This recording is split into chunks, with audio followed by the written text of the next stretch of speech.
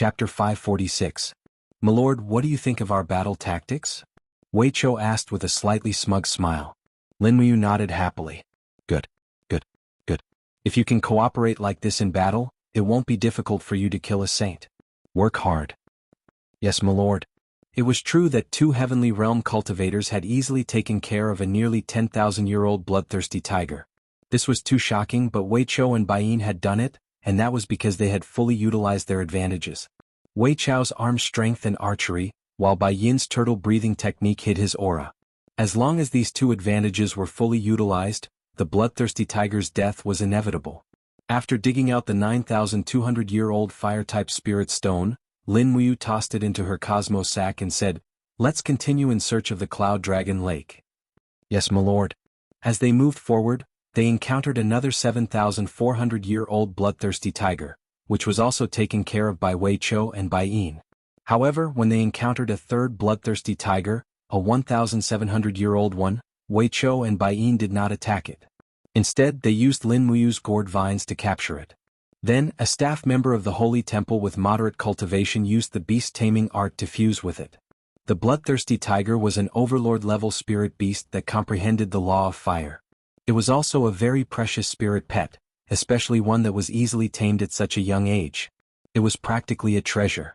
As the beast-taming art written by Lin Muyu slowly spread, those with decent cultivation in the imperial capital could basically fuse with a spirit beast. Everyone called it a spirit pet, and the scions of the nobility naturally began to compare the excellence of their spirit pets for fun. As a result, the business of spirit pets in the various merchant guilds became especially popular. Many fearless mercenaries also entered the dragon search forest to hunt spirit beasts. Every day, there would be an endless stream of mercenaries who would tie up spirit beasts in cages and send them into the city. The horse's hooves left footprints in the snow as Lin Muyu urged her horse forward slowly. Bai Yin frowned and said, "What's going on? Logically speaking, we should have already reached Cloud Dragon Lake." In front of them was a vast expanse of white flatland. Lin Muyu raised her eyebrows and dismounted from the horse. She quickly wiped the snow off the ground with her hands. When she wiped it clean, she discovered that there was actually a layer of ice underneath the snow. "We're already on the Cloud Dragon Lake," Wei Chou said after being stunned for a while. Bai Yin said, "Then, where is that blazing black tortoise?" Logically speaking, the blazing black tortoise should be on the shore of the Cloud Dragon Lake. Damn it, could it be that the blazing black tortoise is already extinct? Then we really came for nothing. Don't be discouraged. Lin Muyu shook her head and said, "Let's go back. We seem to have gone too far." Riding on Taksha's back, Lin Muyu closed his eyes and slowly extended his spirit pulse technique. However, he still could not find any traces of the blazing black tortoises. He frowned and could not figure it out. He clenched his fist and immediately, a wisp of golden divine power surged into his Yi. It was Fushi's divine power. Using Fushi's divine power as the source of power, he activated the spirit pulse technique to probe again. This time, the spirit pulse technique's insight seemed to have increased by a few orders of magnitude. He could even detect the auras of insects, snakes, and rats underground. At the same time, deep underground on the shore of the Cloud Dragon Lake, Lin Muyu sensed that there was already fire energy resting at a depth of nearly 10 meters underground. Found it?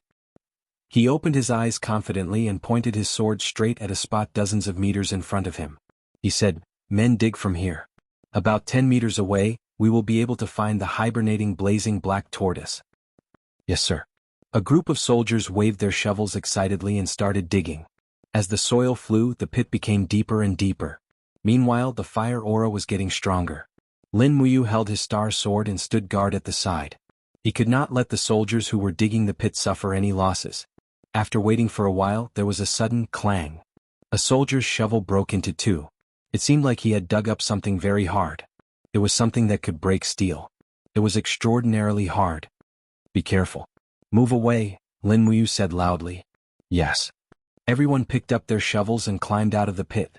Lin Muyu raised her hand to summon the 7 luminary celestial gourd. Numerous gourd vines surged out of the ground and lifted up the hibernating big fellow. It was a flaming black tortoise with a diameter of 2 meters. The flaming black tortoise's shell was in the shape of a sheet on its back. It could be bent, and when it coiled up, it looked like a huge fire lizard. Swish swish, it slowly opened its eyes from hibernation. When it saw Lin Muyu and the others, it immediately became violent. It roared angrily and the shell on its back stood up. Flames surged and swept the gourd vines toward Lin Muyu. At this time Lin Muyu also saw it clearly.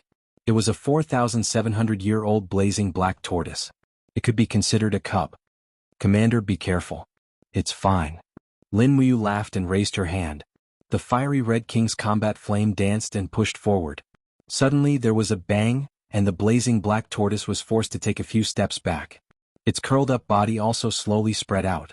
It lay on the ground and yelled at Lin Muyu. It seemed to be very angry. However, more and more golden gourd vines appeared. Lin Muyu's invisible domain also gradually descended and suppressed the little guy's anger. A 4,700-year-old black tortoise. Whoever has the confidence to tame it can come and try. "Let me try." In the crowd, a strong man in his 40s walked over with a sword in his hand. With a low shout, the spiritual power of the beast-taming tactics surged out of Ehai and began to communicate with the black tortoise. His body was enshrouded with a faint fighting spirit. He was a strong man in the heaven realm, a gold star instructor of the holy temple. Not long after, beads of sweat appeared on his bald head. Lin Muyu said, "If you can't do it, don't force yourself." He shook his head and closed his eyes. "Commander, let me try again." "Eh."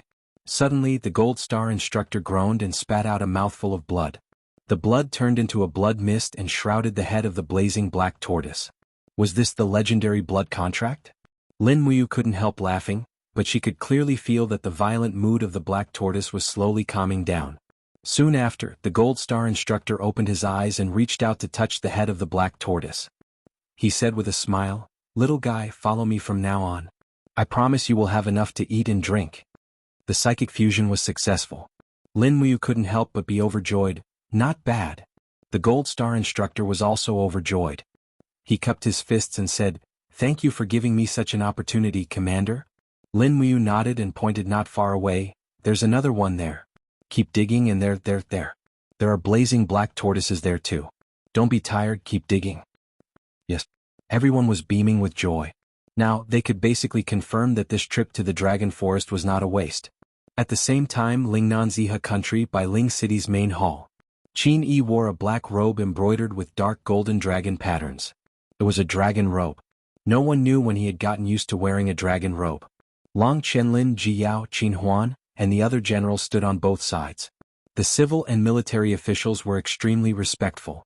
Qin Yi slowly raised his arm and said with a smile, "Come, invite the fire dance deity king for an audience." The eunuch outside the hall said loudly, "Commander invites the fire dance deity king into the hall." However, there was no sound from outside. Instead, a crack in the air in the hall was torn open by a purple light. A beautiful woman walked out barefoot from the crack. Her beautiful face carried a disdainful smile. She wore a light muslin dress and slowly raised her snow-white arm. She bowed in the air and said with a smile, "This little girl, Ouyang Yen, pays respect to Commander." Qin Yi quickly got down from the dragon throne and cupped his fists, saying, "Fire Dance Deity King is the deity of the heaven realm. She stands above all things in the mortal world. There's no need to be so courteous. Men, prepare a seat for Fire Dance Deity King." A few guards carried a golden seat and placed it under the king's step closest to the dragon throne. Qin Yi very respectfully waved his hand and said with a smile, "Fire Dance Deity King, please take a seat." "Commander is too courteous." Ouyang Yen did not take a seat.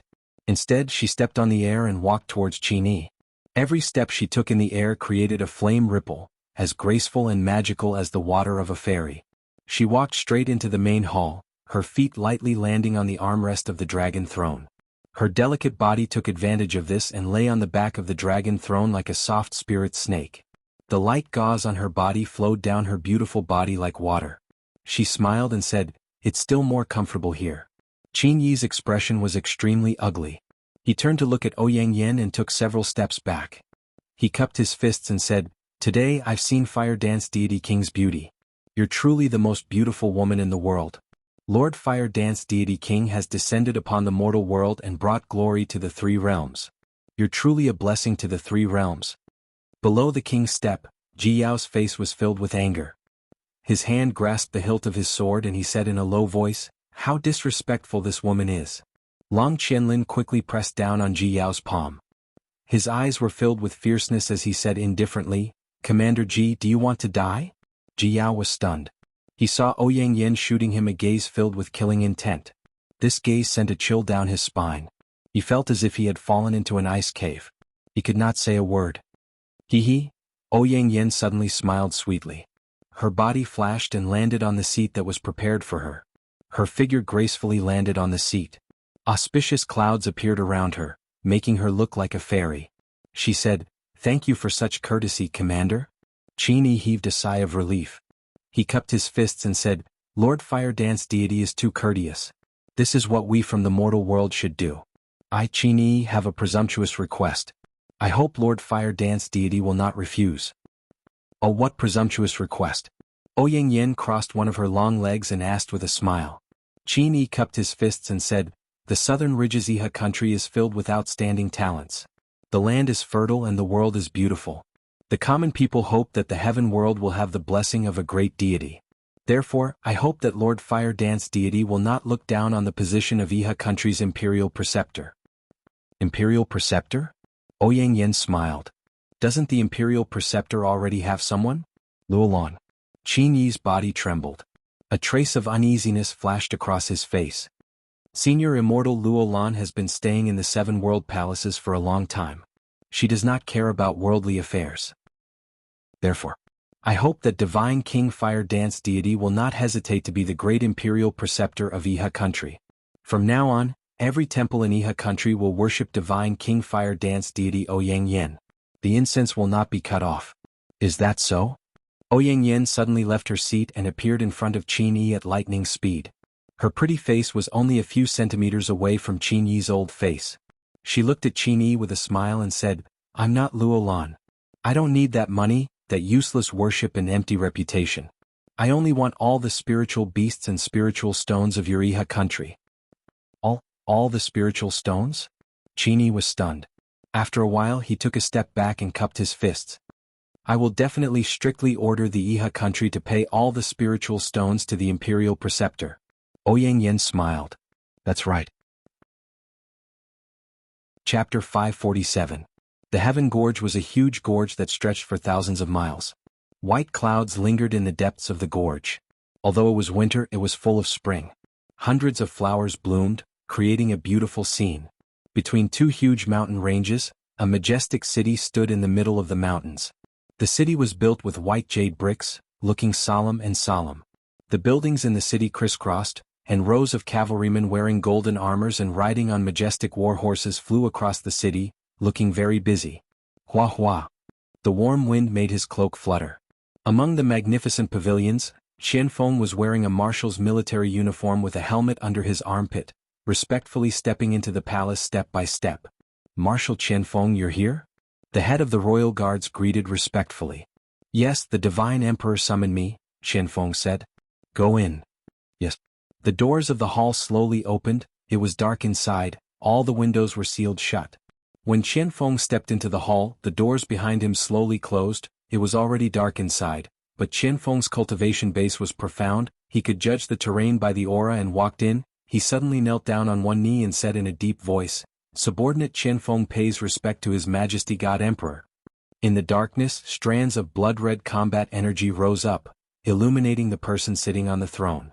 He was wearing a gilded cloak and his face was hidden under the cloak. However, his voice was very loud and clear. He faintly said, "The marshal has finally returned. How is the training going?" Qianfeng said, "I have just grasped the profound meaning of the Qingquan battle technique. I still need some time to practice. Moreover, the armor demons are too clumsy. It is quite difficult to train them in battle techniques." "I'll have to trouble you to train the troops, Marshal." Demon King's face was still hidden under the cloak. There are many outstanding cultivators in the celestial race, but the one who knows the most about the human army is still you, Marshal. Among the two marshals, Lei Chong is reckless. He can only lead the troops and not strategize. The future of the celestial race is in your hands, Marshal. Qianfeng cupped his fist and said, "This subordinate will not disappoint you, Your Majesty God Emperor." In addition to the armor demons, this subordinate has also recruited the Sky Hunters in the Heaven Gorge. The Sky Hunters are of the same lineage as the high-level celestial race, but they are born with moon eyes and have excellent archery skills. They can hit the target from 200 meters away. They will be a great help to the celestial race. Demon King said, The Sky Hunters are originally the descendants of the celestial race. It is a great fortune for Marshall to let them serve the celestial race. Also, this subordinate has ordered the human craftsman to forge the giant crossbow and train a group of armor demons to learn how to use the crossbow. This kind of giant crossbow is about 2 meters long and can only be used by the armor demons with great strength. The impact when shooting is strong. I believe it can break the human's arrow boxes. In addition, this subordinate has also ordered the human craftsman to mine and smelt iron to forge a large number of armors and shields for the armor demons. With the shields and the body defense, I believe that even the human's white diamond arrows will not be able to penetrate the defense of the armor demons. Good, very good. Demon King smiled faintly and said, "Our celestial race has Marshal Qianfeng. I have nothing to worry about. Marshal, can you send someone to the human empire and Iha country to inquire about the situation?" Qianfeng smiled faintly and said, "This subordinate has been bribing the human spies to provide us with information. On the Empire's side, they have established the Heavenly Book Pavilion to collect all kinds of heavenly books and strengthen the training of the army. They have added a lot of troops to the Steel Wall. On the Iha country's side, Long Qianlin and the others are still training the chain horses to deal with our armor demon army." "Then what about Ning?" Demon King suddenly asked. Qianfeng trembled all over and remained silent. Demon King's voice suddenly became much higher and sterner. He stood up and said in a low voice, "Ning is my most beloved daughter. My poor Ning is still imprisoned in Lanyan City." Dam Lin Muyu and Feng Jixing. Blood-red Do Qi rose rapidly and hovered around Demon King. 8 blood-red vortexes slowly rotated around Demon King. A strong aura descended on the entire hall. Suddenly, Qianfeng was so oppressed that he almost couldn't breathe. Cold sweat poured down his body and his body trembled slightly. He knelt on the ground and begged for mercy with a pale face. "Your Majesty! Your Majesty!" Only then did Demon King realize that he had lost control of his emotions and immediately sat back on the throne. He withdrew all his aura and looked like an old man sitting in the dark. Qianfeng looked as if he had walked out of hell. He looked at Demon King while panting and said, "Your Majesty has already stepped into the level of an 8-star demon master. I'm afraid you are already invincible in the world?" "Invincible in the world?" Demon King couldn't help but smile and said, "If I was really invincible, I would have gone to Lanyan City to save my Ning. With my current strength, I don't have the confidence to defeat Qin Han, who has dual martial souls. I still need some time to continue cultivating. Marshal Qianfeng, you can go now. Remember to send more troops to confront the Steel Wall and pressure the Qin Empire. Otherwise they will neglect my Ning." "Yes, Your Majesty." "Oh yes, go and take a look at the nest. I believe you will like the new species in the nest." Qianfeng was startled. He cupped his fists and said, "Yes, I will go and take a look now." "Go. I need to rest for a while. Remember to visit Jing more often. She's your fiancée. Don't neglect her." "Yes." Qianfeng turned around and left. However, his heart was in a mess. Qin Yin's beautiful face appeared in his mind. He couldn't help but shake his head to get rid of this horrible thought. Then, the door of the temple closed again. Demon King Feng Yuan slowly lifted his cloak. An old face appeared under the dim light. He was hale and hearty. He said indifferently, "Saint Sovereign, what do you think of Qianfeng?" In the darkness, an old man in a black robe walked out and stood respectfully beside Demon King Feng Yuan. He said, "Qianfeng is both brave and intelligent. He is a famous general of our celestial race. Didn't His Majesty decide to leave the Tongtian Gorge because of Qianfeng's appearance? But, from what I can see, Marshal Qianfeng's mind is not on Her Highness Feng Jing. How can I not know?" A trace of coldness flashed across the demon monarch's face as he said, "But we are in need of manpower, so let's not bother about him. As long as Qianfeng is loyal to the god race and helps us conquer the Shattered Cauldron realm, it will be enough." Saint Sovereign smiled. "Your Majesty is wise. How is the situation in the Heaven Domain? Saint Sovereign should be able to see something from the worm nest, right?" "The Heaven Domain." Saint Sovereign sighed and said, "A war of gods has already broken out in the millions of star realms. The 7 luminaries demon emperor is very powerful. He has dozens of god emperors and hundreds of god kings who are good at fighting. All the gods in the celestial domain are already in awe of him. If they don't unite, I'm afraid the 7 luminaries demon emperor will eventually unify the Heaven Domain. But what? But the 7 luminaries demon emperor is ruthless and unreasonable. He doesn't follow the heavenly Tao. With his conquest, I'm afraid the god emperors of the sky beyond Avalon will be displeased. If the gods of the sky beyond Avalon join this war of gods, the outcome will be hard to predict. Is there any other situation? Yes. Saint Sovereign said respectfully, in the war of gods a few months ago the dancing flame god King Ouyang Yen was defeated. Her godhead was stolen and she fell to the lower realm with a broken body. Coincidentally, she landed in the Shattered Cauldron world and became a crippled god, who lost her godhead. However, her strength is still not to be underestimated. When she was in the heaven domain, her cultivation was already very close to the God Emperor realm. Now, in the Shattered Cauldron world, even without a godhead, she can still intimidate everyone. Demon King Feng Yuan squinted his eyes and asked with a smile, how is Ouyang Yan's current strength compared to Saint Sovereign's? Saint Sovereign smiled. Within 100 moves, I can kill Ouyang Yan. Yes. The Demon King said faintly, this is Saint Sovereign's true strength. So, it's just that I'm not strong enough. Otherwise, I would have gone to Lanyan City and brought Ning'er home. Saint Sovereign cupped his fists and said, Your Majesty, don't let your emotions affect your decisions. His Highness Ning'er is eating and drinking well in Lanyan City. Lin Muyu and Feng Jixing aren't vicious people, so they will naturally treat His Highness well. However, if your Majesty goes to Lanyan City, even if you can kill Qin Han, the battle between gods will definitely cause ripples in the heavenly lake. Once the 7 luminaries Demon Emperor sees the ripples in the heavenly lake, I'm afraid he won't let it go. After all, he treats Lin Muyu like his own younger brother. I understand. Thank you, Saint Sovereign. However, once the time is ripe, I will definitely send my army to Lanyan City and demand that Qinin hand over the throne and the world. Yes, my emperor is wise. Amidst the clattering of horse hooves, Qianfeng led a group of guards out of Fairy's capital and into the forest on the side.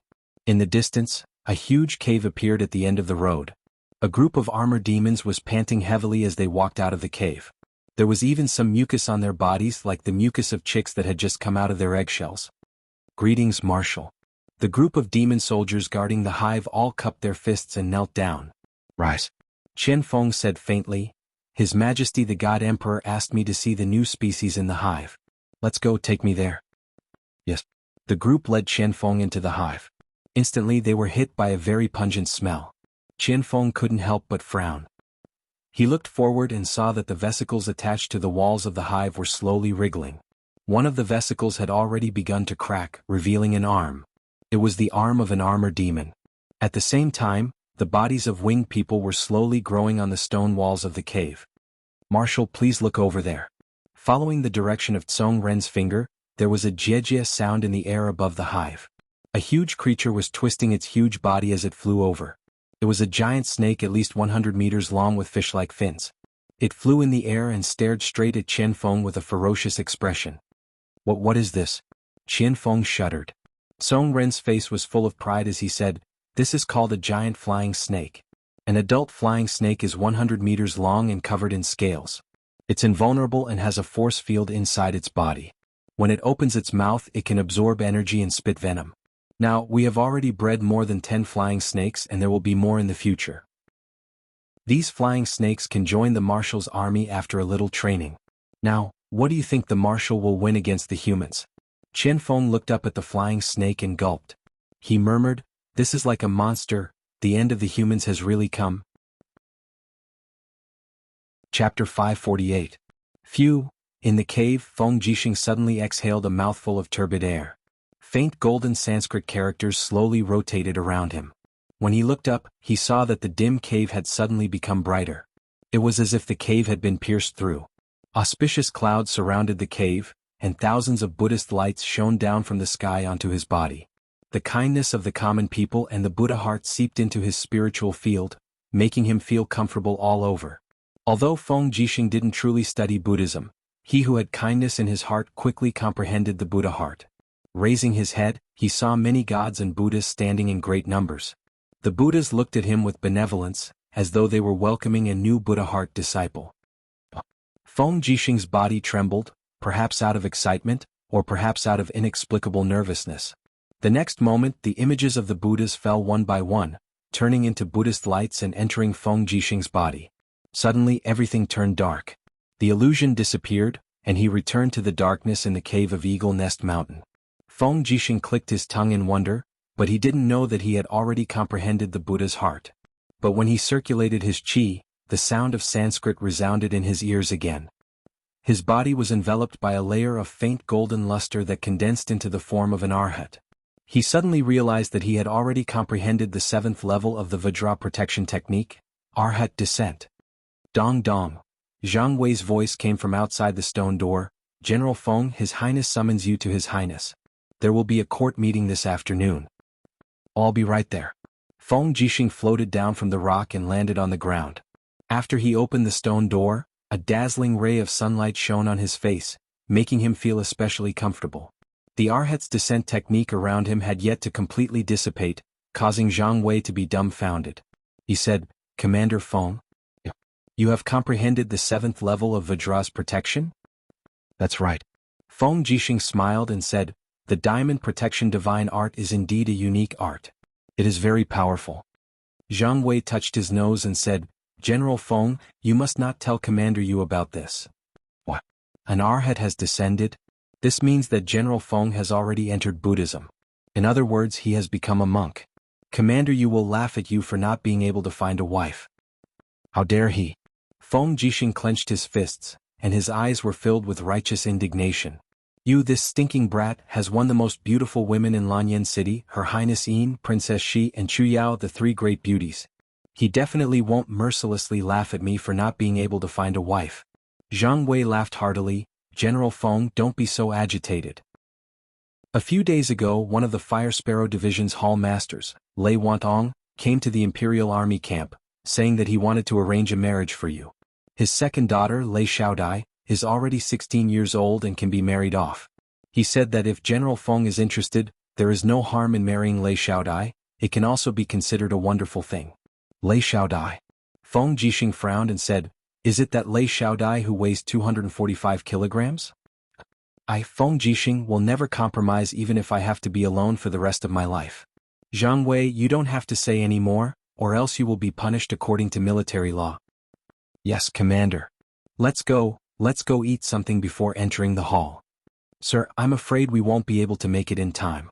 There is only an hour left before the court assembly, and it will take about an hour to go from Eagle Nest Mountain to Zetian Hall.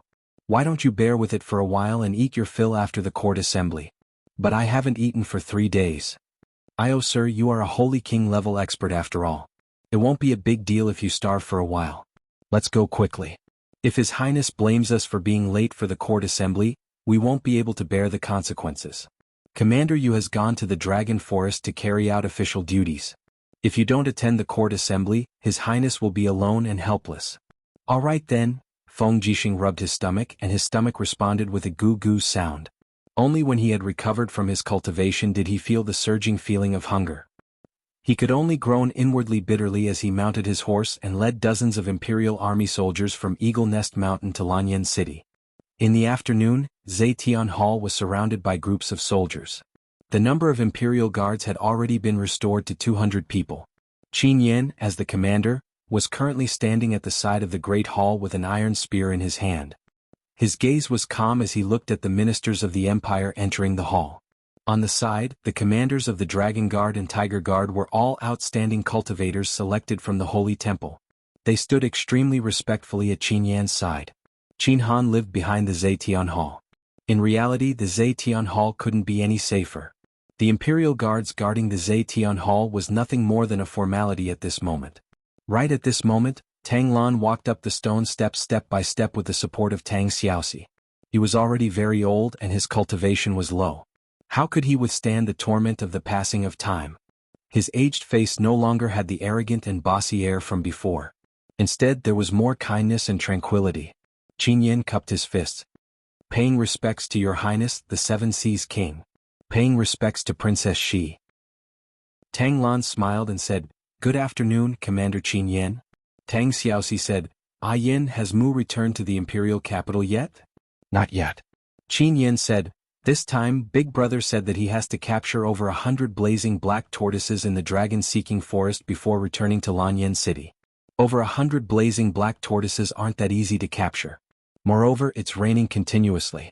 There's news from the dragon-seeking forest that the mountain is going to be sealed off by heavy snow. If that's the case, Big Brother can only return to the imperial capital when spring warms and the snow melts. Tang Xiaoxi pouted and said unhappily, "How can it be like this?" Qin Yin smiled and said, "This is something that can't be helped. Princess Shi, please wait patiently. Big brother will return sooner or later." The men were entering the hall. "All right." After a few more minutes, Feng Jixing, Zhang Wei, Luo Yu, Xiahou Sang, and the other generals walked over together.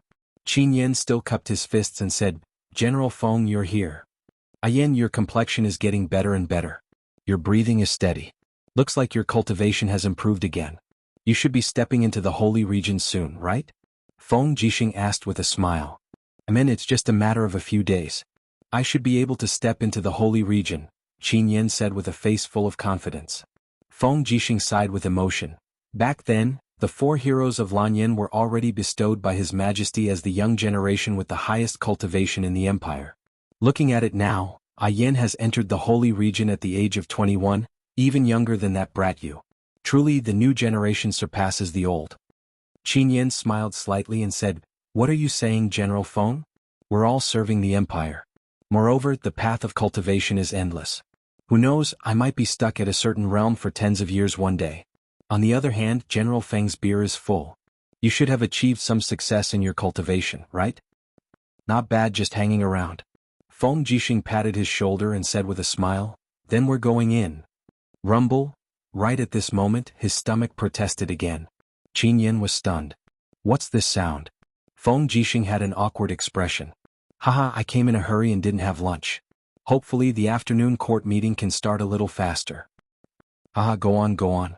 If General Feng doesn't mind, I'll get the palace maids to prepare some hearts and send them over to you." No, you can't be special." As he spoke, Feng Jixing brought the 3 deputy commanders and stepped into the main hall. At this moment, almost everyone had arrived. Instead, Su Muyun arrived a little later with the help of Su Yu. Furthermore, there was a young man with an extraordinary appearance following behind him. He was wearing a green soft armor and was holding onto a metal spear that looked like it was made by nature. Qin Yin immediately extended his hand to stop him and said, "Your Highness, this is my godson Luo Xian." "I see. Young Master Luo Xian doesn't have a noble title yet. Please wait outside the main hall." "All right." Su Muyun nodded, turned around and said to Luo Xian in a gentle voice, "Wait here for a while. In a while, I will recommend you to Her Highness. At that time, just listen to the announcement and enter the main hall." "Yes, father." Luo Xian stayed outside the main hall unwillingly and looked straight at Qin Yin with a provocative expression. Qin Yin was born a martial arts fanatic. Although he was young, his cultivation wasn't ordinary. Naturally, he also looked at Luo Xian coldly. However, Luo Xian didn't circulate his force, so Qin Yin couldn't see that this kid in front of him had the strength of a holy king. In the main hall, a group of officials stood in great numbers. Qin Yin was wearing an exquisite pale gold long dress. Her long hair was coiled up and strung together with a beast bone hairpin. This was bought by Lin Muyu when she and Lin Muyu were training in the White Leaves Forest. Although this beast bone hairpin was only worth 2 copper coins to Qin Yin, it was especially meaningful. It was even more precious than those priceless jade hairpins on the Empress's dressing table. She walked gracefully to the front of the throne, dragging a graceful and luxurious golden robe behind her. Under the radiance of the radiance, the officials didn't dare to raise their heads to look at her. After Qin Yin sat down, the chief female official, Shangguan Jingyue, held a file and said, "This month's revenue and expenditure are as follows. North Ridge Province, K County, the Treasury has a revenue of 759,000 gold and expenditure of 346,000 gold, a net income of 413,000 gold. North Ridge Province, Zhouxi County, the Treasury has a revenue of 814,000 gold." All the officials listened attentively. After Shangguan Jingyue finished reporting the lengthy financial revenue, Qin Yin smiled and said, "Sirs, please report if there's anything. If there's nothing, the court is dismissed." Heavenly Book Pavilion Administrator Ji Lin immediately stepped out and cupped his fists and said, "Your Highness, Heavenly Book Pavilion is full of outstanding talents. The second young master of the Lu residence, young Master Lu Feng, wrote a book on the laws of thunder and lightning last night. I believe that in the near future, this child will definitely be able to write a heavenly book and enter the ranks of scholars." "Good." Qin Yin smiled and said, "Heavenly Book Pavilion indeed lives up to expectations. We still have to continue to work hard." "Many thanks for your praise, Your Highness." Ji Lin stepped back and joined the ranks. His heart was filled with joy as he gained a sense of existence. At this time, Su Muyun stepped out of the ranks and cupped his fists, saying, "Your Highness, this old man would like to recommend a peerless general to your Highness." "Oh, a peerless general?" Qin Yin couldn't help but smile sweetly. "Grandfather, who is this peerless general you speak of?" Su Muyun said, "It's this old man's godson, Luo Xn, who has been cultivating in the cloud refining mountain range for dozens of years. Now, with his tyrannical cultivation, he is willing to serve the empire. He can take on great responsibilities." Chapter 549. "In that case, summon him for an audience," Qin Yin said cheerfully. "Thank you, Your Highness." Su Muyun turned around and said to a few attendants, "Someone summon Luo Xn into the hall." The attendants passed on the message. Very quickly, Luo Xn, who was standing outside the hall, entered the hall accompanied by Qin Yin.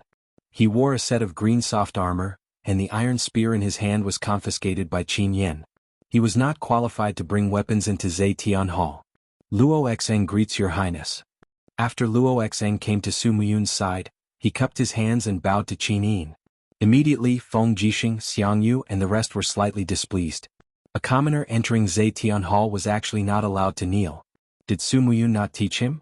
Cough cough. Su Muyun looked at Luo Xn and said in a low voice, "Greetings, Empress. You must kneel." Luo Xn hesitated for a while before slowly kneeling down and said, "I, Luo Xn, greet Your Highness." Qin Yin raised her hand and said, "You may rise. I heard that you are my grandfather's adopted son, so you are considered my uncle. Luo Xn, since grandfather recommended you as a general, then I will test you on the spot. Please enlighten me, Your Highness." Among the military books that have been passed down for a long time in the empire, Xiang Wentian's 9 Scrolls of Victorious Tactics is the most famous. Have you read it before? No. Luo Xn cupped his fists and said, "Then, what about positional warfare? You should have heard of the Qingquan tactics, the invigorating army tactics and the horn dragon tactics, right?" "No, I haven't," Luo Xn said calmly. Qin Yin was a little stunned. She looked at Su Muyun and said, "Grandfather, did Xiao Yin's uncle not learn any military books?" Su Muyun cupped his fists and said, "Your Highness, although Luo Xn is not proficient in the art of war, he is very strong and is worthy to be the commanding general. I dare say that there are not many generals in this hall who are Luo Xn's match." Qin Yin's interest was piqued. She smiled and said, "Luo Xn, what have you learned?" "I will follow Master and cultivate the Purple Dragon Incantation and Purple Dragon Spear technique." Luo Xn's eyes were filled with pride as he said, "Since my adoptive father recommended me as a general, I will not disappoint him. If Your Highness doesn't believe me, you can order the other generals to challenge me. If I lose, I will immediately leave Lanyan City and be too ashamed to hold any military position." "Isn't he too arrogant?" Tang Xiaoxi frowned. Xiang Yu frowned. He could sense that Luo Xn's aura was very strong, but he did not know exactly how strong it was. Su Muyun cupped his fists and said, "If Your Highness wishes to see Luo Xn's cultivation, you can move to the open space outside the hall to watch the duel." "All right." Qin Yin nodded. "Move out of Zetian Hall." The cold wind howled in the harsh winter, causing Qin Yin's golden robe to flutter violently. She was escorted by a group of guards and female officials to the outside of the hall. A group of generals also surrounded the square, and the Imperial Guard stood guard outside. Luo Xn stood in the center with his iron spear in hand. He cupped his fists and said, "All the generals can come and challenge me. Luo Xn can fight 10 people in a row." Bullsh *T. Zhang Wei had a bad temper. He unsheathed his sword and said, "I'm afraid the first person will be able to defeat you. You pale-faced boy, eat my sword." Swoosh. The blade of the sword cut through the wind, and flames enshrouded the sword. Zhang Wei had been cultivating with Feng Jixing for many years. Although he could not catch up to Lin Muyu and Feng Jixing's realm, he could be considered an expert in the imperial court. Looking at the momentum of Zhang Wei's sword, Luo Xn could not help but smile faintly. She kicked the tip of the iron spear with her left foot, and with a bang the iron spear was already in her hand. The tip of the spear was pointed at Zhang Wei's sword from afar. With a clang, sparks flew everywhere. A faint fighting energy shook the square, and Zhang Wei's sword was directly sent flying. "Bastard!" Zhang Wei flew into a rage out of humiliation. He swung his iron fist, and the power of his martial spirit danced around his fist. It was the Fiery Soul Fist. The corner of Luo Xian's mouth curled up. With a clang sound, the handle of the long spear pierced into the bricks. She leaped forward, and with a single arm, a faint purple dragon martial spirit lingered around it. The moment she came into contact with Zhang Wei's fist, she turned her fist into a palm. An energy shockwave spread out, but Zhang Wei's fist was caught by his opponent. No matter how hard he tried, he could not shake it off. Luo Xian's face was full of smiles. She moved forward, and with a cross of her hands she slammed into Zhang Wei's chest. Zhang Wei was sent flying, and he spat out a mouthful of blood. At the moment of impact, Luo Xian's arms were covered with a fiery red king's dough flame. The impact was enough to injure Zhang Wei. Smelly brat. Zhang Wei flipped over, and the blood on the corner of his mouth was about to drip onto the ground. But at this time Feng Jixing said in a low voice, "Old Zhang, get back here. You've already lost." Zhang Wei's body trembled as he stood in place.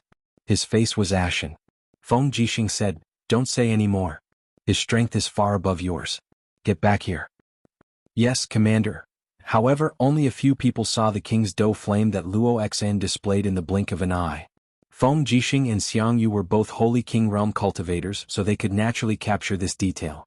An Qin Yin and Tang Xiaoxi, whose cultivations weren't low, also saw it. Luo Xian stood proudly in the field and said indifferently, "So the deputy commander of the Imperial Guard, the Great Captaincy, only has this ability. Who else is there? Feel free to try." Feng Jixing looked at Xiang Yu from afar and said, "Marquis Pingnan, as the descendant of a famous general, is even praised by the army as the empire's god of war. Don't tell me you don't want to test this little General Luo Xian's strength?" Xiang Yu looked coldly at Feng Jixing and said, "General Feng, as the Marquis of Yunzhong and the commander of the Imperial Guard, you are the most suitable person to challenge this little General Luo Xian." Feng Jixing secretly spat. This bastard Xiang Yu clearly doesn't have confidence in Luo Xian's victory. That's why he's declining here. Zheng Yifan squinted his eyes and asked, "Little General Luo Xian, I wonder if your martial soul, is it the legendary founding General Luo Tonghai's martial soul, the first-grade purple dragon?" Luo Xian cupped his fists. "Yes, this lord has a good eye." Zheng Yifan couldn't help but stroke his beard and laugh. Luo Tonghai's martial soul is the exclusive martial soul of the Luo family's bloodline. This little General Luo Xian must be Luo Tonghai's descendant. How rare. Luo Xian said, "I don't want to rely on my ancestors' reputation to obtain any title. I only want to rely on this spear in my hand to gain some fame." Good. Zheng Yifan praised. Among the group of generals, the few generals from the Longdan army camp all had indignant expressions on their faces. Situ Shue's beautiful face was cold. She pressed her hand on the hilt of her sword and said, "This fellow is so arrogant because Commander Yu isn't in Lanyan City. If Commander Yu is here, I'd like to see how he can resist Commander Yu's stellar sword. I'm afraid that spear won't be enough." Feng Shi said in a low voice, "Don't tell me we're just going to let him laugh at our empire for having no one capable?" Situ Sen's sword was already unsheathed. He leapt forward and said, "Since everyone has declined, I, Situ Sen, will test this little General Luo Xian's ability. Come." Good. Luo Xian could see that Situ Sen had the power of a heavenly emperor. He could be considered a good opponent. She was excited and rushed forward with her spear. She swung the spearhead, and with the power of her battle aura, she aimed straight at Situ Sen's chest. Good. The opponent's aura was too strong, and it forced Situ Sen to take several steps back. He stomped on the ground with his left foot and rotated to release the force. He activated the revolving heart technique and swung his sword to form a whirlwind of energy, causing Luo Xian's spearhead to miss its target. He lifted his battle boot and kicked the spear. Luo Xian hurriedly parried and took 2 steps back. Her face was full of surprise. What an exquisite martial art. There's more. The wind whirled. Situ Sen held his sword with both hands and leapt up. His body was in midair and the blade pointed to the sky. Suddenly the sky and earth darkened. Countless star power was concentrated in the sword. Situ Sen slashed down with great force. Initial star aura. Oh my god. Feng Jixing was stunned. Isn't this Yu's star aura technique? Luo Xian was also stunned. This time he did not hold back.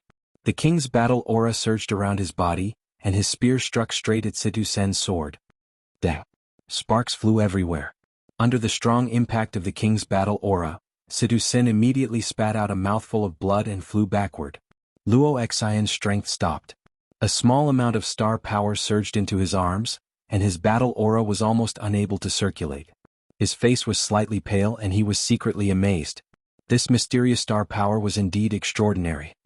Sha sha, his boots slid far away. Sidu Sin was in a sorry state. He stabbed his sword into the bricks on the ground to stop his retreat.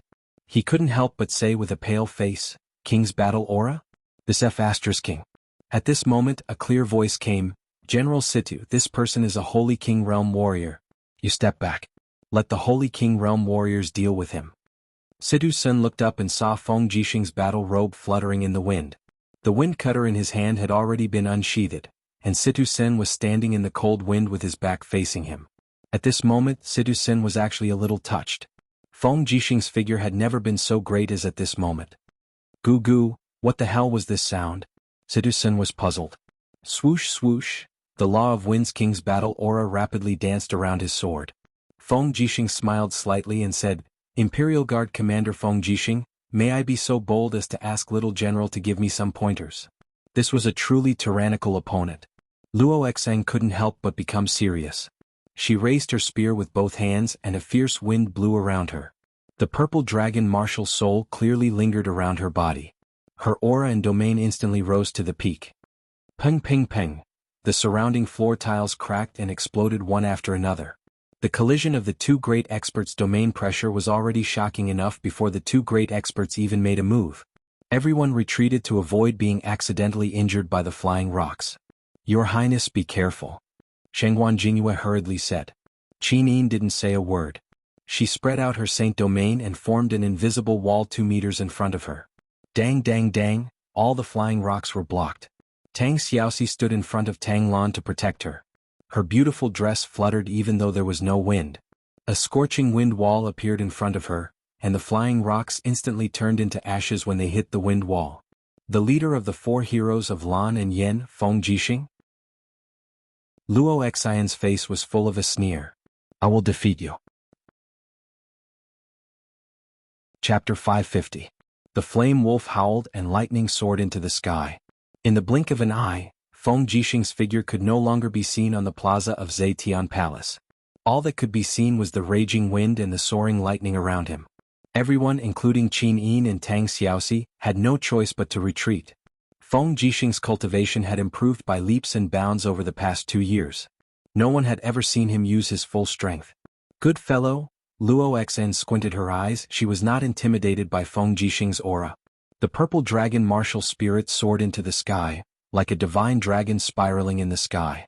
Amidst the resplendent rays of light, traces of lightning soared into the sky. Like Feng Jixing, Luo Xian also cultivated the laws of lightning. However, Feng Jixing cultivated wind, lightning, and fire while Luo Xian only cultivated the laws of lightning. Amidst the raging wind, a saber light swept over.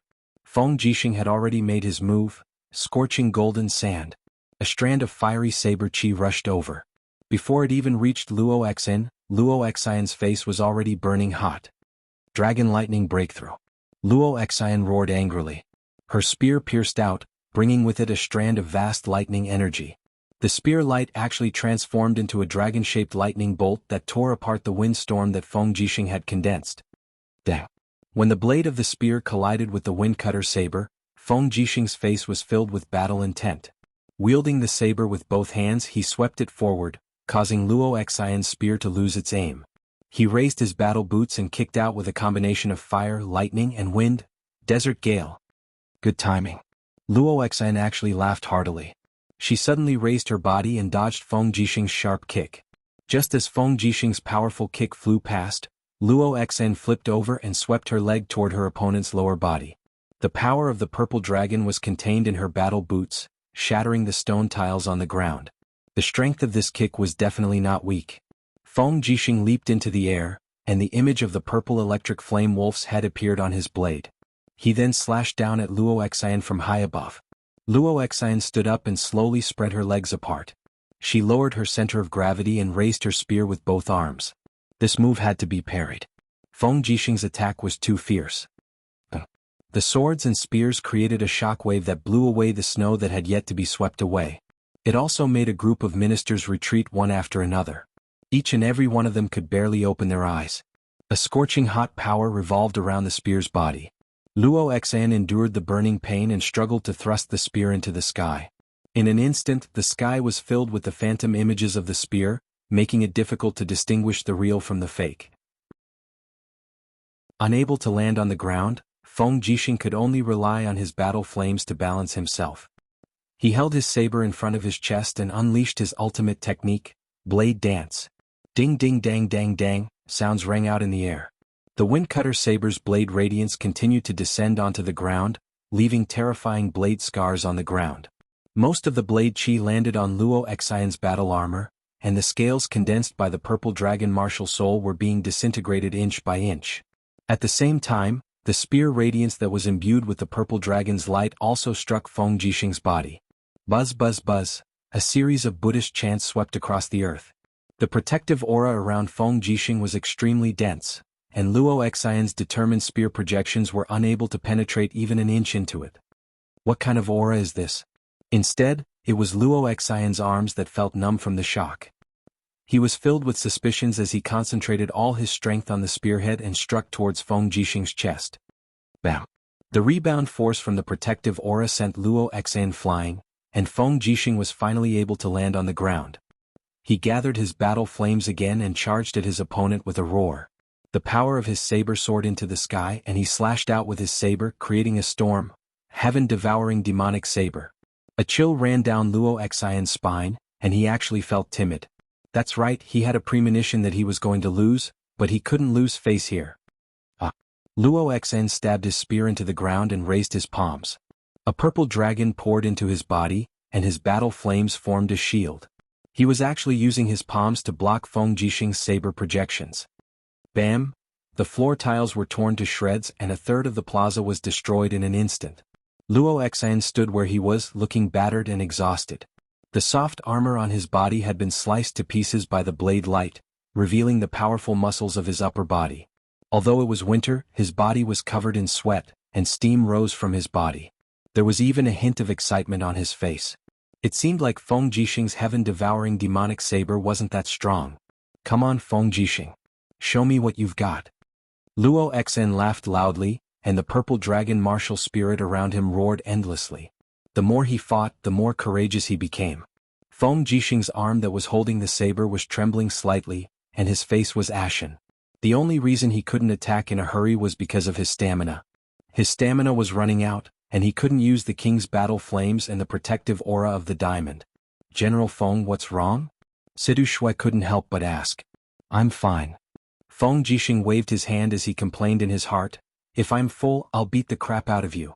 But I'm so hungry. There was no other way. For the sake of the imperial army and the empire's reputation, he had to fight. With a wave of his saber, Feng Jixing pounced forward again, and a storm surged into the sky as he clashed with Luo Xian. In the end, the two of them fought back and forth. After exchanging over 100 moves, they were still evenly matched. However, those with slightly higher cultivations could feel that Feng Jixing's domain aura was gradually decreasing. On the contrary, Luo Xian's aura was getting stronger and stronger, showing signs of surpassing Feng Jixing's. Dang! When the saber and spear collided, Feng Jixing's arm went numb, and he couldn't muster any strength. The Windcutter saber would have flown out of his hand. Damn it! Feng Jixing cursed as he retreated dozens of meters, and he used the saber as a support to stabilize himself. He raised his palm towards Luo Xian and shouted, "Stop! I'm done. I'm done."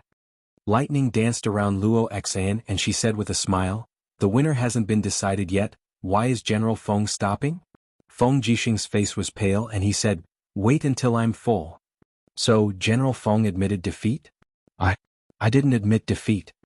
Feng Jixing shouted in a low voice. Su Muyun gently stroked his beard and said with a smile, "Since General Feng didn't admit defeat, then let's fight again until a winner is decided." Feng Jixing was infuriated. At this moment, Qinin stepped onto the pockmarked battlefield and said, "Forget it. Since Commander Feng has lost, so be it. It's just a loss for today." She could also see that Feng Jixing was not in his best condition. If it was Feng Jixing in the past, it would be hard to predict the outcome. Even if he couldn't beat Luo Xian, he would definitely not lose. Qini knew Feng Jishing's strength too well. So I won? Luo Exang couldn't help laughing. Father, did you see that? I defeated the head of the 4 heroes of Lanyan, Feng Jishing. Ah. The 4 heroes of Lanyan are not as powerful as I thought. Qin Yin was very angry when she heard that. What did you say? Qin Yin was already carrying his iron spear and preparing to go into battle. Right at this time, a fiery red figure suddenly flew over, sticking close to the ground. Before Luo Exang could react, he was already looking at him at close range. It was Tang Xiaoxi. She had already entered the 9-tailed transformation state. 9 flame tails danced in the air behind her, and the raging flames rose sharply. She raised her right hand backward, and a golden mark flowed in her palm. She said with a slight smile, "Do you dare to take one of my moves?" Luo Xan was startled by this beautiful demon fox girl in front of him. But seeing that the flames lingering around her body were actually also King's battle flames, he was even more shocked for a moment. He hurriedly raised both palms, forming a round shield, assuming a defensive posture, and said in a low voice, "Do you think I'm scared of you?" 10th level Cosmic Seal. Tang Xiaoxi smiled sweetly. The Cosmic Seal's radiance rose sharply, and the piercingly cold energy instantly broke through Luo Xian's protective aura. His body was blasted away from his original spot like a falling leaf, rolling into a pile of rubble. If it wasn't for Tang Xiaoxi temporarily restraining more than 70% of her power, Luo Xian would probably have died under this attack. Princess Shiyu. Su Muyun turned pale with fright. Tang Xiaoxi slowly returned to her human form, waved her hand to disperse the power of the Fire God Seal, and said with a smile, "You can't even take one of my moves. What qualifications do you have to mock the wind, rain, thunder, and lightning?" Luo Xen slowly crawled up from the mess and his face was pale. "I only lost to you because I exhausted a lot of energy. When I recover my strength, I will naturally challenge you again." However, Qin Yin raised her eyebrows. "Insolence. Xiao Shi is the Empire's princess. Luo Xian, you don't have any title yet. If you say such insolent words again, don't blame me for not giving grandfather face." Su Muyun also frowned and said, "Luo Xian, come to foster father's side. Don't speak nonsense anymore." "Yes." Luo Xian walked over with his spear in a sorry state. Although defeating Feng Jishing was enough to make him famous, Tang Xiaoxi took the opportunity to defeat him. The reputation that he had painstakingly won was inevitably going to be greatly reduced. Su Muyun cupped his fists and said, "Your Highness, Luo Xen has been cultivating in the mountains for decades and has not experienced the world. I hope that Your Highness can forgive him for his disrespect. However, it is true that Luo Xen possesses peerless martial arts and is loyal to the Empire. Therefore, I hope that Your Highness can put him in an important position." "Yes, I know. Grandfather, what kind of title do you hope to give to Luo Xen?" Su Muyun said, I want to let Luo Xen lead the Iron Blade Army in Yunzhong Province, starting from the rank of Chiliarch. When he has a certain level of commanding ability, I will hand over the Iron Blade Army to him. After all, grandfather is old and can no longer lead thousands of troops. If Your Highness doesn't mind, please bestow the title of Marquis to my godson." Qin Yin was stunned. Situ Sen, who was not far away, laughed and said, "Your Highness, do you know how long it took for Commander Lin Muyu to rise from a low-class noble to Marquis Yunling? It took a full 4 years, and he used the achievement of drowning 70,000 armored demons in exchange for the title of Marquis Yunling. Moreover, he is the godson of the former emperor. May I ask? Luo Xen has not made any contributions, so what right does he have to be conferred the title of Marquis?" Su Muyun's face instantly fell. Qin Yin smiled and walked forward. She held Su Muyun's arm and said sweetly, "Grandfather, let's talk about conferring the title of Marquis in the future. Since Luo Xen has already joined the Empire's army, there will be plenty of opportunities for him to make contributions in the future. For now, let's give him the position of Chiliarch and the status of a 4th-class noble. What do you think, grandfather?" Since the Empress had given him a way out, Su Muyun naturally wouldn't refuse. He smiled and said, "Yes, I will listen to Your Highness's arrangements." Chapter 551. In the early morning of the dragon-seeking forest, snow filled the sky by the Cloud Dragon Lake. The temperature was getting colder and colder, so much so that many soldiers had already fallen ill from the cold. Smoke rose from the chimneys of the tents by the lake, and the people of the spiritual fire department were boiling medicinal soup to ward off the cold. Outside the tent, a group of flaming black tortoises were squeaking and crawling on the snowy ground. They were like large dogs and they would spit out mouthfuls of flames as a show of force. These were all tamed flaming black tortoises. Although they had already fused with the divine temple staff of the beast-taming department, the degree of fusion was not very high, and they still maintained an extremely violent temperament. Rustle, rustle. Snowflakes danced in the air and landed on her shoulder armor. Lin Muyu leaned on her astral sword and looked at the group of blazing mystic tortoises. She frowned and asked, "What's wrong with them?"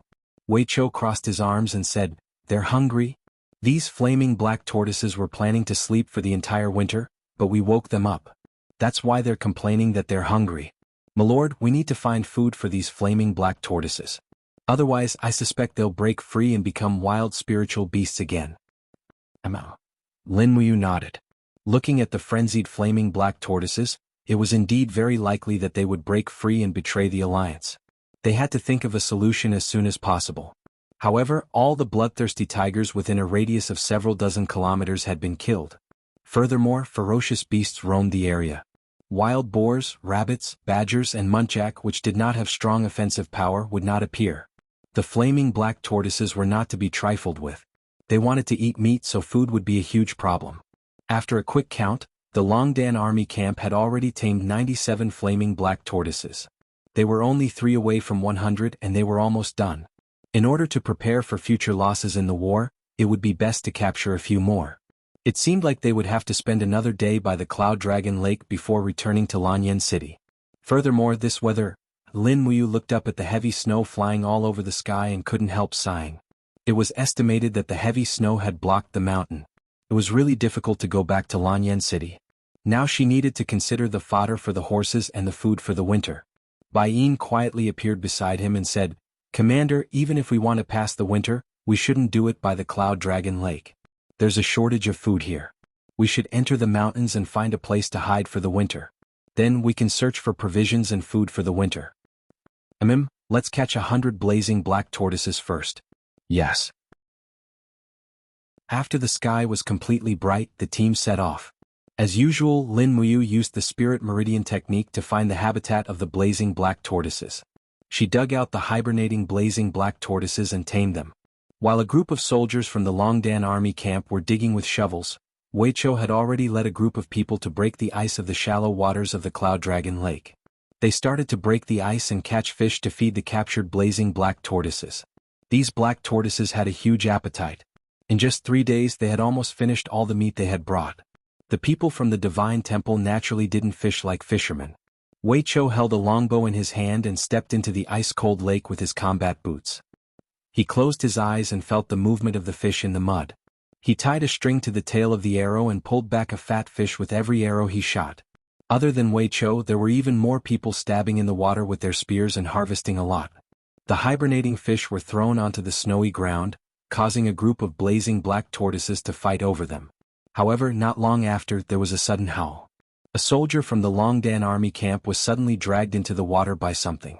Blood surged in the lake amidst the howl, and there were sounds of ice breaking in the distance. "There's something under the water." Wei Chou turned pale with fright. He hurriedly drew his longbow and shouted, "Everyone come ashore! Everyone come ashore!" Hiss hiss, a long hissing sound came from the lake. Amidst the loud bangs, a half-meter thick layer of ice shattered, and a huge creature crawled out of the water. Its body was covered in indigo scales, and it had a ferocious head swaying in the air. On the other hand, it had 8 long and sharp blade-like arms. The blade-like arms were stained with the clothes of the dead soldiers of the Valiant Dragon Battalion. This was none other than a 4,500-year-old frost-armored horned dragon. "Bastard!" Wei Chou was enraged. He raised his hand and shot an arrow. The arrow pierced through one of the frost-armored horned dragon's arms with a paw. Blue blood gushed out. Unfortunately, it couldn't seriously injure the frost-armored horned dragon. The power of an arrow was too insignificant for a huge creature like the frost-armored horned dragon. Frost-armored horned dragon? Lin Muyu was taken aback as well. She hurriedly flew over and suppressed the frost-armored horned dragon's violence with her Saint Realm aura. She then shouted, "Wei Chou, don't kill it yet. Someone, come and try to tame this frost-armored horned dragon." As she spoke, the golden gourd vines rose from the shallow mud and bound the frost-armored horned dragon's head in 8 lethal arms. The frost-armored horned dragon was the overlord of the water and had a violent temperament to begin with. It roared madly and kicked its forelegs in the water with all its might. But how could it break free from the restraints of a holy king like Lin Muyu? "Let me do it." Wuxia walked forward with a frosty expression. He abruptly smashed his fist into the frost-armored horned dragon's ugly skull, venting its anger at the fact that it had killed its subordinate. Wuxia couldn't help but feel apprehensive when he felt the intense pain from his fist. The frost armor on the frost-armored horned dragon's body was indeed extremely hard. No wonder the white drill arrow was unable to cause any damage to it. Slowly opening his palm, Wuxia activated the psychic art. He quietly tried to communicate with the frost-armored horned dragon. After a few seconds, his E-High was filled with ferocious waves. Wuxia trembled all over. He could feel the hunger, violence, and fear of the frost-armored horned dragon. Humans were afraid of the frost-armored horned dragon, but the frost-armored horned dragon was equally afraid of the humans who traveled freely on land. It was precisely because of this that the frost-armored horned dragon would recklessly attack humans. After nearly a minute, the frost-armored horned dragon finally calmed down. Its head drooped beside Wuxiao's shoulder and its blue eyes blinked as it looked at Wuxia, Lin Muyu, and the others. The psychic art was a success. The frost-armored horned dragon and Wuxia were now telepathically connected. In its eyes, Lin Muyu and the others were no longer a threat. "That's enough, my lord," Wuxia said after taking a deep breath. Lin Muyu waved her hand and the golden gourd vines turned into martial spirit energy and dissipated in the air. The huge frost-armored horned dragon wriggled its 4 sturdy legs and followed Wuxia onto the land. Even though it was moving very slowly, it had proven that the frost-armored horned dragon could survive on land. It was just that its combat strength was greatly reduced. This was the first time anyone had seen a complete frost-armored horned dragon. It had a long tail behind its body that was covered with caudal fins. These caudal fins helped it swim quickly in the water. Its abdomen and mouth were all joined together like a huge disc. 9 limbs were erected on top of the disc. 1 was its neck and head, while the other 8 were blades that were as hard and sharp as steel. Baiyin tightened his cloak to ward off the cold and said, "My lord, this frost-armored horned dragon has very limited combat strength on land. With its slow speed, I suspect that it might not even be a match for an armored demon in a one-on-one fight." Lin Muyu shot a glance at the frost-armored horned dragon and said, "Its true battlefield is underwater. Baiyin, you haven't experienced the Battle of the Padeo River, so you don't know that the demon race has an army called the Mastiffs. The demon race's navy is much stronger than ours. If we can tame a navy made up of frost-armored horned dragons, then we won't have to fear the Mastiffs anymore." "Yes, my lord. I admire your foresight." After Wuxiao's soul fused with the first frost-armored horned dragon, it wasn't difficult to capture others. Using the signal emitted by the first frost-armored horned dragon, one after another, frost-armored horned dragons appeared on land. They were captured and tamed one by one. After an entire day, Lin Muyu's expeditionary force captured over 20 blazing black tortoises and 50 frost-armored horned dragons. Mission accomplished. However, the frost-armored horned dragon was also a carnivore, and its appetite was enormous. This made food even more of a problem. After nightfall, Wuxia guarded the camp while Lin Muyu led 100 people out on horseback to hunt. It wasn't until late at night that the sound of hooves could be heard from the shore of the Cloud Dragon Lake. The hunting party had returned. The warhorses dragged the carcasses of wolves, wild boars, and chamois. Wuxia beamed at the sight. "That's great. My lord, this food is enough for us to eat for 2 days." Lin Muyu couldn't bring herself to smile. She brushed off the snow on her shoulders and said, "We've brought back all the prey within a 30-kilometer radius. We'll be leaving the Cloud Dragon Lake tomorrow morning. We're almost done with all the food here." "Yes." The next day the snow finally lessened. Early in the morning, after eating their fill, the 500-strong party slowly left the Cloud Dragon Lake. They brought along 120 blazing black tortoises and 50 frost-armored horned dragons. This was a fruitful trip. The frost-armored horned dragons moved very slowly on land. Their 4 legs crawled on the ground, but their tails swayed back and forth as if they were swimming in the water. It looked very stupid, but there was nothing they could do. They could only walk at their own pace. It was already not bad if they could cover 100 kilometers in a day. They moved slowly like this. In the blink of an eye, 5 days had passed. The party arrived at the mountain range at the edge of the dragon-seeking forest. However, the snow had already sealed off the path they came from. Nearly 5 meters of snow blocked the 5-kilometer-long valley, making it impossible for the party to advance any further. Are we really going to wait for spring to come in the dragon-seeking forest? Wei Chou said helplessly. Bai Yin said, perhaps. Otherwise, what else can we do? Unless the gods descend to the world and bring spring back to all living things. Bring spring back to all living things? Lin Muyu remained silent. My lord, do you have a solution? Wei Chou asked. Lin Muyu nodded happily. Bai Yin's words have reminded me. Let's set up camp here tonight. We can return to Lanyan City after the snow melts tomorrow morning. Why would the snow melt? Wei Chou raised his head to look at the fine snow drifting in the air. It was freezing cold all around him. He smiled bitterly and said, I'll thank the heavens if the snow doesn't get thicker and thicker. At that moment, Lin Muyu took out a steel sword from her cosmos sack. With a light flick of her wrist, she activated it. Whoosh! An indigo ray of light shot into the sky. The energy of the world had already been activated. It was the medium-quality heavenly tome of the law of life that Lin Muyu had obtained from killing the ghost general in the forest of heavenly tome monoliths. With the activation of the heavenly tome, a ripple swept through the entire valley. The temperature rapidly rose and the sound of snow melting could be heard. Wei Chou, Bai Yin and the others were all dumbfounded. None of them could say a word. Chapter 552. Yunzhong Province. The sound of horses' hooves echoed in the valley. This was the garrison of the Yunzhong Province's Iron Blade Army, but it was also very close to Cangnan Province's Wugu City. As the sun rose, the morning light shone on the cavalryman's armor, giving off a mesmerizing glow. There were 4 people standing on the platform. They were Su Muyun, Su Yu, Su Long and Luo Xan, who had just joined the Iron Blade Army. At this time, Luo Xan was wearing a silver robe that was specially made. His white robe was fluttering in the wind, and he was holding an iron spear in his hand. This is the Iron Blade Army. Su Muyun squinted his eyes and said, one of the most elite cavalrymen in the empire. The Iron Blade Army still maintains a formation of 50,000 cavalrymen and 70,000 infantrymen. In terms of numbers, they are one of the best in the empire. IU has improved the weapons and shields used by the Iron Blade Army many times in the past 2 years to increase their fighting power, but the Iron Blade Army is no longer the strongest army in the empire. Luo Xan was stunned. Such a strong Iron Blade Army is still not the strongest in the empire? Then who is? Currently, the publicly acknowledged strongest army in the empire is Lin Muyu's Valiant Dragon Army. There are a total of 60,000 of them, and their equipment is second to none in the continent.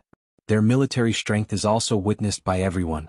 Su Yu smiled faintly and said, the Brave Dragon Battalion defeated the 1st Demon Legion at the Wildfire Plains with almost negligible losses, forcing the 1st Demon Commander, Qian Feng, to return in defeat. It is precisely because of this that the Brave Dragon Battalion is the legion that the Empress trusts the most. Luo Xian's eyes were full of fighting spirit. Father, don't worry. I will definitely follow Sister Su Yu and Uncle Long to learn the art of war. I will make the Iron Blade Army the strongest army in the world, surpassing the Longdan Army camp. Good. Su Muyun nodded and smiled. This is what I wanted to hear. Now I will give you your first order. Luo Xan immediately cupped his hands. Father, please give me your order. I will give you 5,000 cavalrymen. You must take back a black gold mine from a group of bandits before sunset. Mountain Obsidian Gold Mine? Luo Xan was stunned. I have seen the map. Qishan belongs to the territory of Cangnan Province. It is under the jurisdiction of the governor of Wugu City, Su Jiantao, and Su Jiantao is Lin Muyu's man. That's right. Su Muyun said, there are very few profound gold mines within the empire's borders, and most of them are mined privately. Mount Qi is located at the border between Cangnan Province and Yunzhong Province, and its sovereignty has always been unclear. Furthermore, Su Jiantao has too few troops under his command, so he sent a group of less than 2,000 mercenaries to mine at Mount Qi. Since that's the case, we'll just treat this group of mercenaries as bandits and eliminate them, and take the Mount Qi's profound gold mine for ourselves. Yes, I understand. The sun had completely risen above the horizon and shone on Su Muyun and Su Yu's faces. Su Yu was slightly displeased after hearing Su Muyun's words. She waited until Luo Xan rode away before saying, Father? You is Xiao Yin's man. Us making such a big fuss is no different from provoking him. Provoking? Su Muyun looked at his daughter indifferently and said, how many people from the Su family are still being used by His Highness in the Zetian Palace? If we don't consolidate our strength, I'm afraid that Tang Lan will be able to quietly destroy our Yunzhong province without a trace before Shaoyin makes a move. The profound gold mine is extremely important to any power. In the future, whoever controls the heavenly book will have great power. Su Yu wanted to say something but stopped herself. Helplessness was written all over her charming face. 3 days later, after tossing and turning, Lin Muyu's 500 men finally returned to Lanyan City. Situ Sen and Situ Shui led 5,000 men from the Longdan army camp out of the city to welcome them. When they saw a group of frost-armored dragons and blazing black tortoises, they were immediately shocked. "Commander, is this the legendary frost-armored dragon?" Situ Sen held the hilt of his sword and looked at Wei Chao's spirit pet with caution. Huff! The frost-armored dragon seemed to have sensed Situ Sen's hostility. It immediately moved its head over and spat out a frosty breath at Situ Sen's face. Streaks of ice fell down his face. Immediately, Situ Sen pulled out his sword and said angrily, "Lightning-throwing Lu Mao, you bastard, how dare you spit at me?" Wei Chou glared and said, "General Sen, this is my spirit pet. Don't provoke it." Situ Sen laughed and put his arm around Wei Chao's shoulder. He said, "Ah Chou, do you have any extra frost-armored dragons? Why don't you give one to me and I'll treat you to a drink?" Wei Chou widened his eyes and said, "My name is Wei Chou, not Ah Chou. What's the difference? We shouldn't haggle over every penny. Our lives are too tiring. Ah Chou, I'll treat you to 3 drinks in exchange for a frost-armored dragon. If you want to catch one, go ahead." Situ Shui giggled at the side. She didn't care about Situ Sen and Wei Chao's nonsense. She rode to Lin Muyu's side and said with a respectful smile, "Commander, you've worked hard." "General Shui has also worked hard in training the soldiers," Lin Muyu said with a smile. Situ Shui looked at the group of spirit pets behind her and said, "If so many behemoths were to enter Lanyan City, I'm afraid that the common people would be frightened. My lord, do you really want to bring these frost-armored dragons into the imperial capital?" "I'm afraid that even the imperial army guarding the city would not agree to it." "Of course not." Lin Muyu smiled and said, "I've already thought about it. The frost-armored dragons can't leave the water for too long. Otherwise they will lose their vitality. Therefore, General Shui, please send people to dig a lake beside the encampment outside the Longdan army camp. Let's call it the Dragon Pond. It will be the habitat of the frost-armored dragons. In the future, if we have more aquatic spirit pets, we can also raise them in the Dragon Pond." "Yes, Your Majesty." Situ Shui smiled and said, "With so many spirit pets, I'm afraid we'll need a lot of food. Do you need me to take care of this?" "That would be best." "Yes." Situ Shui held the reins and thought for a moment. Then she said, "There's one thing that I don't know if I should tell you, Your Majesty." "Say it." "What is it?" Lin Muyu asked in surprise. Situ Shui said, "Recently Cloud King Su Muyun adopted a son called Luo Xin. His cultivation is at the Holy King realm.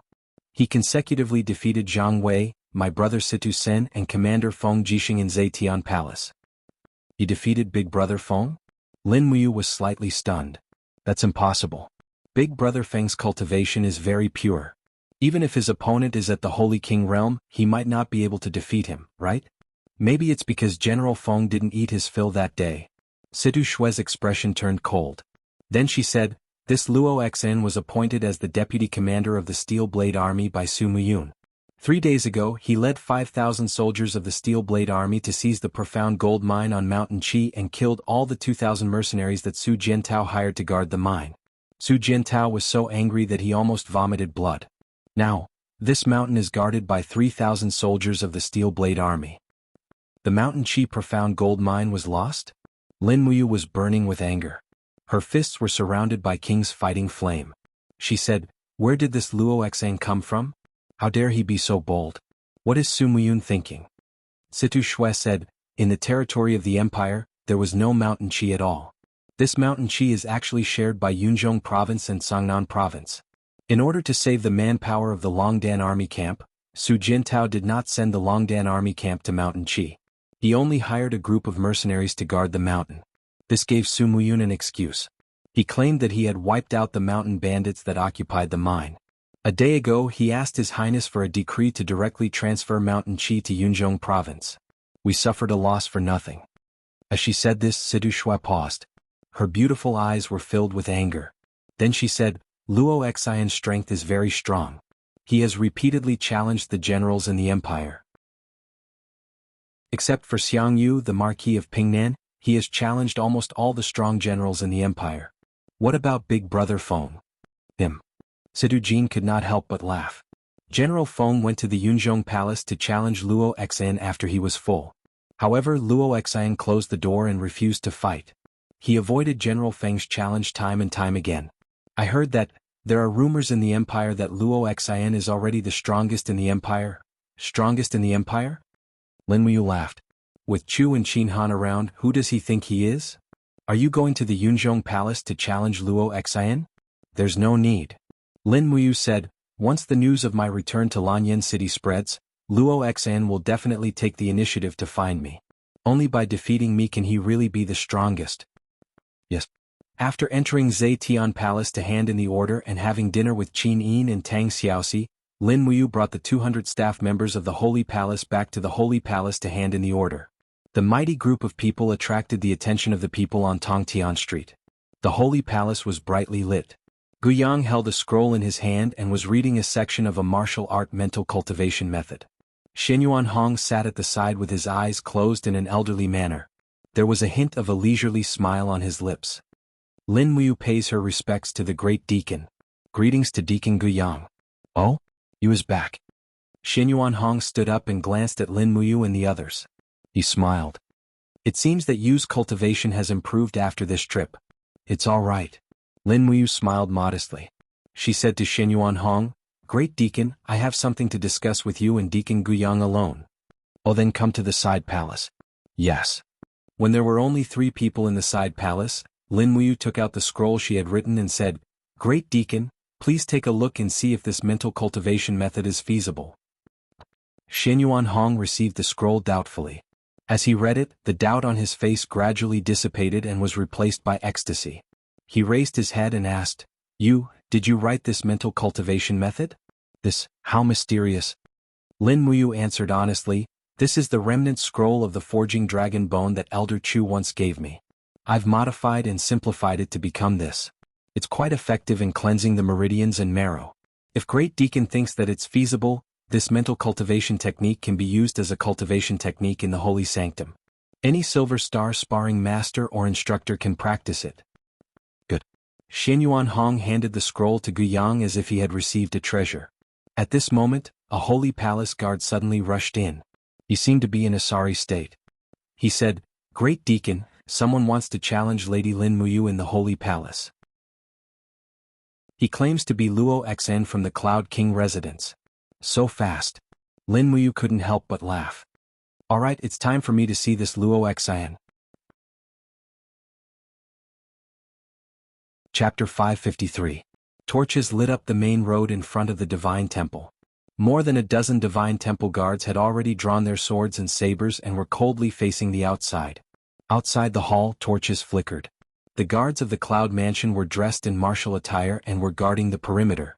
Luo Xan was clad in silver armor and holding a spear. Her eyes were filled with arrogance as she said in a clear voice, Commander Yu, please come out and teach me. As a deacon, although Zhen Fang had lost his cultivation due to his Sea of Qi being destroyed, he still held a long sword and said, The Divine Temple is a place for people who cultivate their hearts and virtue, not a place for fighting. Lin Muyu is the Marquis of Yunling and is not someone you can challenge as you please. Luo Xan, you should go back and be a deputy Chili Arch. Luo Xan said with a cold face, Zhen Fang, this is none of your business. Go away. I heard that you were an expert in the past, but now that your Sea of Qi has been destroyed, you have become a useless person. I don't want to fight with you. Zhen Fang trembled with anger, but there was nothing he could do. A group of people from the Divine Temple were also filled with righteous indignation. Many of them almost cursed out loud, but because of the Cloud Mansion's reputation, no one said anything. After all, Su Muyun's influence in Lanyan City and Yunzhong Province was too great. He was not someone ordinary people could afford to offend.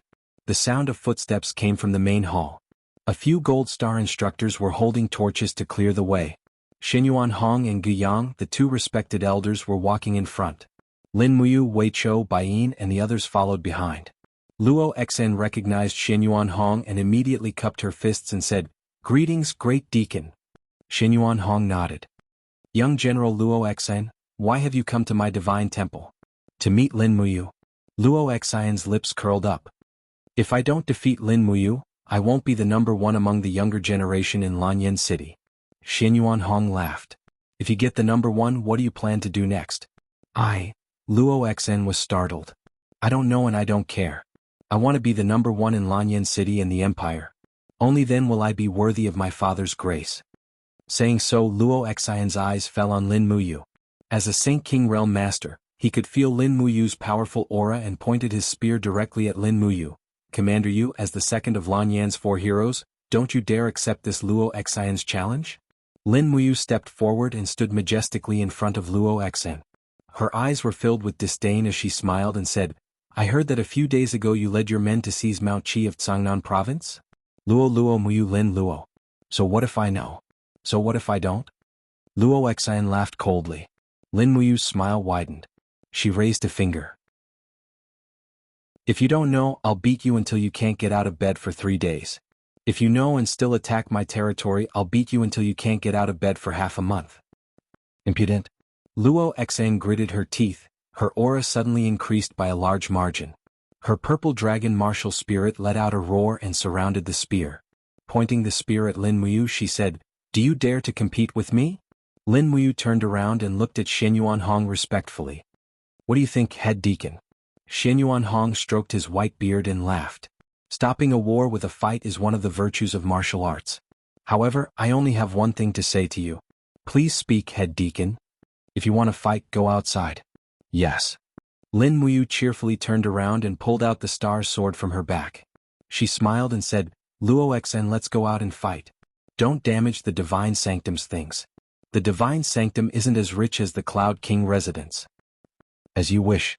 Wei Chou raised the demon-devouring bow and said with a cold expression, Longdan Army Camp, clear the streets in front of the Holy Temple and make it a battlefield for the Lord Commander. Send out troops and forbid anyone from interfering in this duel. In an instant, hundreds of Longdan Army Camp's elite soldiers rushed out and formed a semicircle outside the Holy Temple. They faced Luo Xian's men from a distance. However, Luo Xian's men were the Cloud Palace's guards. They were obviously not as elite as the experienced Longdan Army Camp's elites. In terms of experience, this group of people had followed Lin Muyu from Mozong Pass in Earthstar Province to the Steel Wall and the battle in Wildfire Plains. They had experienced so much that they were no longer afraid of death. However, the people from the Cloud Palace were different. Most of them came from Cloud Province and had not experienced many battles with the demon race and Iha Kingdom. If they had, most of them had avoided battles with the defeated crowd. At this moment, the sound of hooves could be heard from afar. It was the cavalry of the valiant Dragon Legion. There were more than 1,000 of them. Under the illumination of the torches, Situ Sen and Situ Shui dismounted from their horses. They rushed over as soon as they received the news. As expected, they were in time for the duel. Situ Shui stood at the side and asked with a smile, Commander, are you full? Lin Muyu knew that this was Feng Jixing's joke. She could not help but laugh and patted her stomach. His Highness set up a banquet at Zetian Palace. I'm very full. Don't worry, my duel with Luo Xian will not last more than 10 moves. Luo Xian was stunned and could not help but fly into a rage. Lin Muyu, aren't you looking down on me too much? Do you think you are invincible just because you defeated some small fries in Lanyan City? Today I, Luo Xian, will let you know that there is always someone better than you. This sentence is for you. Lin Muyu smiled faintly. She waved the stellar sword in her hand and said, Luo Xian, are you ready? If you are, I will make my move. I still have a lot of things to do and have no time to waste with you. Okay, then let's end this quickly. Luo Xian bellowed in a low voice. His purple dragon martial spirit roared towards the sky, summoning lightning from the 9 heavens to descend upon Luo Xian's body. The suppressive might of the domain also spread out, forcing the crowd of spectators to take a few steps back. The stone tiles on the ground shattered under the influence of the lightning. It was a shocking scene. Luo Xian's body was enveloped by the lightning, growling in a low voice. He wanted to raise his strength to 100% before fighting Lin Muyu. However, Lin Muyu did not use much of her battle flame to fight against the domain. Instead, she held her stellar sword tightly and charged into the domain that Luo Xian had activated with her king's battle flame. Starlight suddenly shone brightly as Lin Muyu slashed at Luo Xian's chest cleanly. The starlight was unusually bright. The first strike of the stellar technique. First appearance of starlight. However, Lin Muyu's first appearance of starlight was completely different from Situ Sen's. It was faster and fiercer, and the power was abnormally concentrated. Almost all the star power was gathered on the sword's edge. Luo Xan had never met an opponent like this before. She did not wait for him to finish raising his qi. Moreover, her speed was too decisive. When Luo Xan's iron spear was in front of his chest, the stellar sword had already fallen. Bang! Luo Xan's face turned pale with fright when he heard the deafening screech. The spear was being eroded by the astral power, which almost made him lose his grip on the spear. The next moment, the power of the initial appearance of the astral aura exploded. Luo Xan and his spear were pushed back nearly 5 meters. The ground was full of traces of the astral power. What kind of disparity in strength was this, forcing him back with a single sword strike? Impossible. This is absolutely impossible. Luo Xan's mind was already in a mess. There was at least a 2-centimeter cut on the handle of the iron spear. If Lin Muyu attacked this part of the spear again, the iron spear would probably be cut in half. Again? Luo Xan shouted, and the purple dragon flew around him at high speed. He raised his long spear and his body was wrapped in thick lightning. When he was less than 3 meters away, his arm shook and countless spear lights swept out. Lin Muyu was frighteningly calm. Her left hand lightly opened, and the dragon blood battle shield was instantly formed, blocking Luo Xan's series of attacks. Suddenly the sound of wind breaking came from behind. It was the tail of the purple dragon sweeping out. This attack was very insidious and it caught people off guard. But Lin Muyu's spirit pulse art had already seen through it. She waved her sword, and the golden god binding chains circled around the blade, instantly disintegrating the purple dragon's tail. Ha! Luo Xan poured all her strength into her battle flames, and the attacks on the spear became more and more violent. In the blink of an eye, the dragon blood battle shield had become a sieve, and its surface was full of holes. Lin Muyu couldn't help but be shocked. This Luo Xan really was amazing. The strength of the purple dragon was so domineering. No wonder Feng Jixing lost to this kid on an empty stomach. But the moment the dragon blood battle shield shattered, Lin Muyu suddenly opened her left hand, and a dazzling ray of light soared into the sky. In an instant, Luo Xan couldn't open her eyes. All was fair in war. Although Luo Xan had cultivated with her master for many years, her combat experience was simply too immature compared to Lin Muyu. Buzz. Dark energy swirled around her left fist, and strands of ghostly power surged. Lin Muyu closed in, and her left fist shot out like lightning, directly striking the purple dragon battle armor on Luo Xan's abdomen. For Luminary's demon god cry. Bam!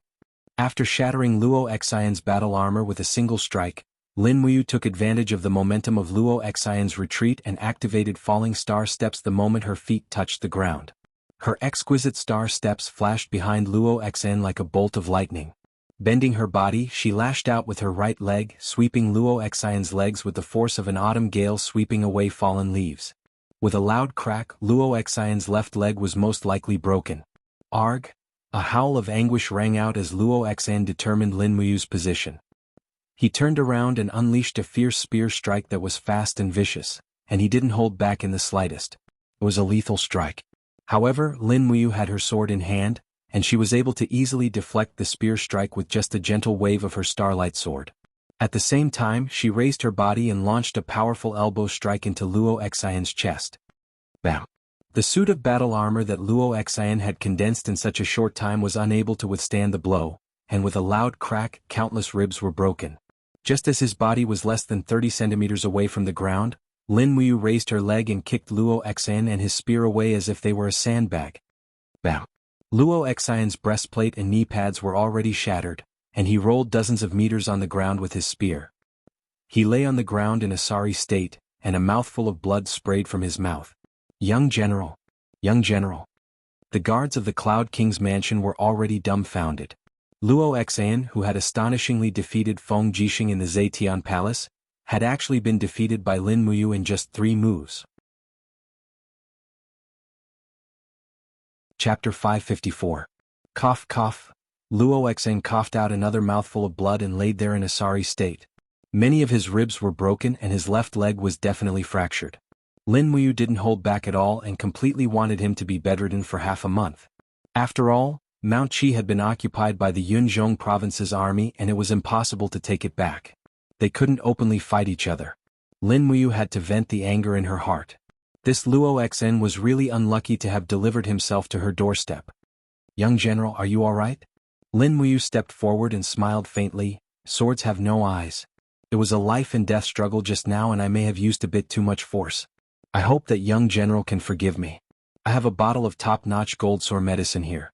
If young general doesn't mind, please accept it. Apply it in the morning and evening and the medicine will cure your illness. This is a first-grade gold sore medicine and it can't be bought on the market. Luo Xian gritted his teeth. The two guards of the Yunzhong Wang estate tactfully accepted the bottle and respectfully said, "Many thanks to Marquis Yunling for the medicine." What are you saying? His Highness the Yunzhong Wang is Xiao Yin's maternal grandfather and I am Xiao Yin's sworn brother. In other words, the Yunzhong Wang is also my maternal grandfather. Young general is already my maternal uncle. We are a family and there is no need to be so polite.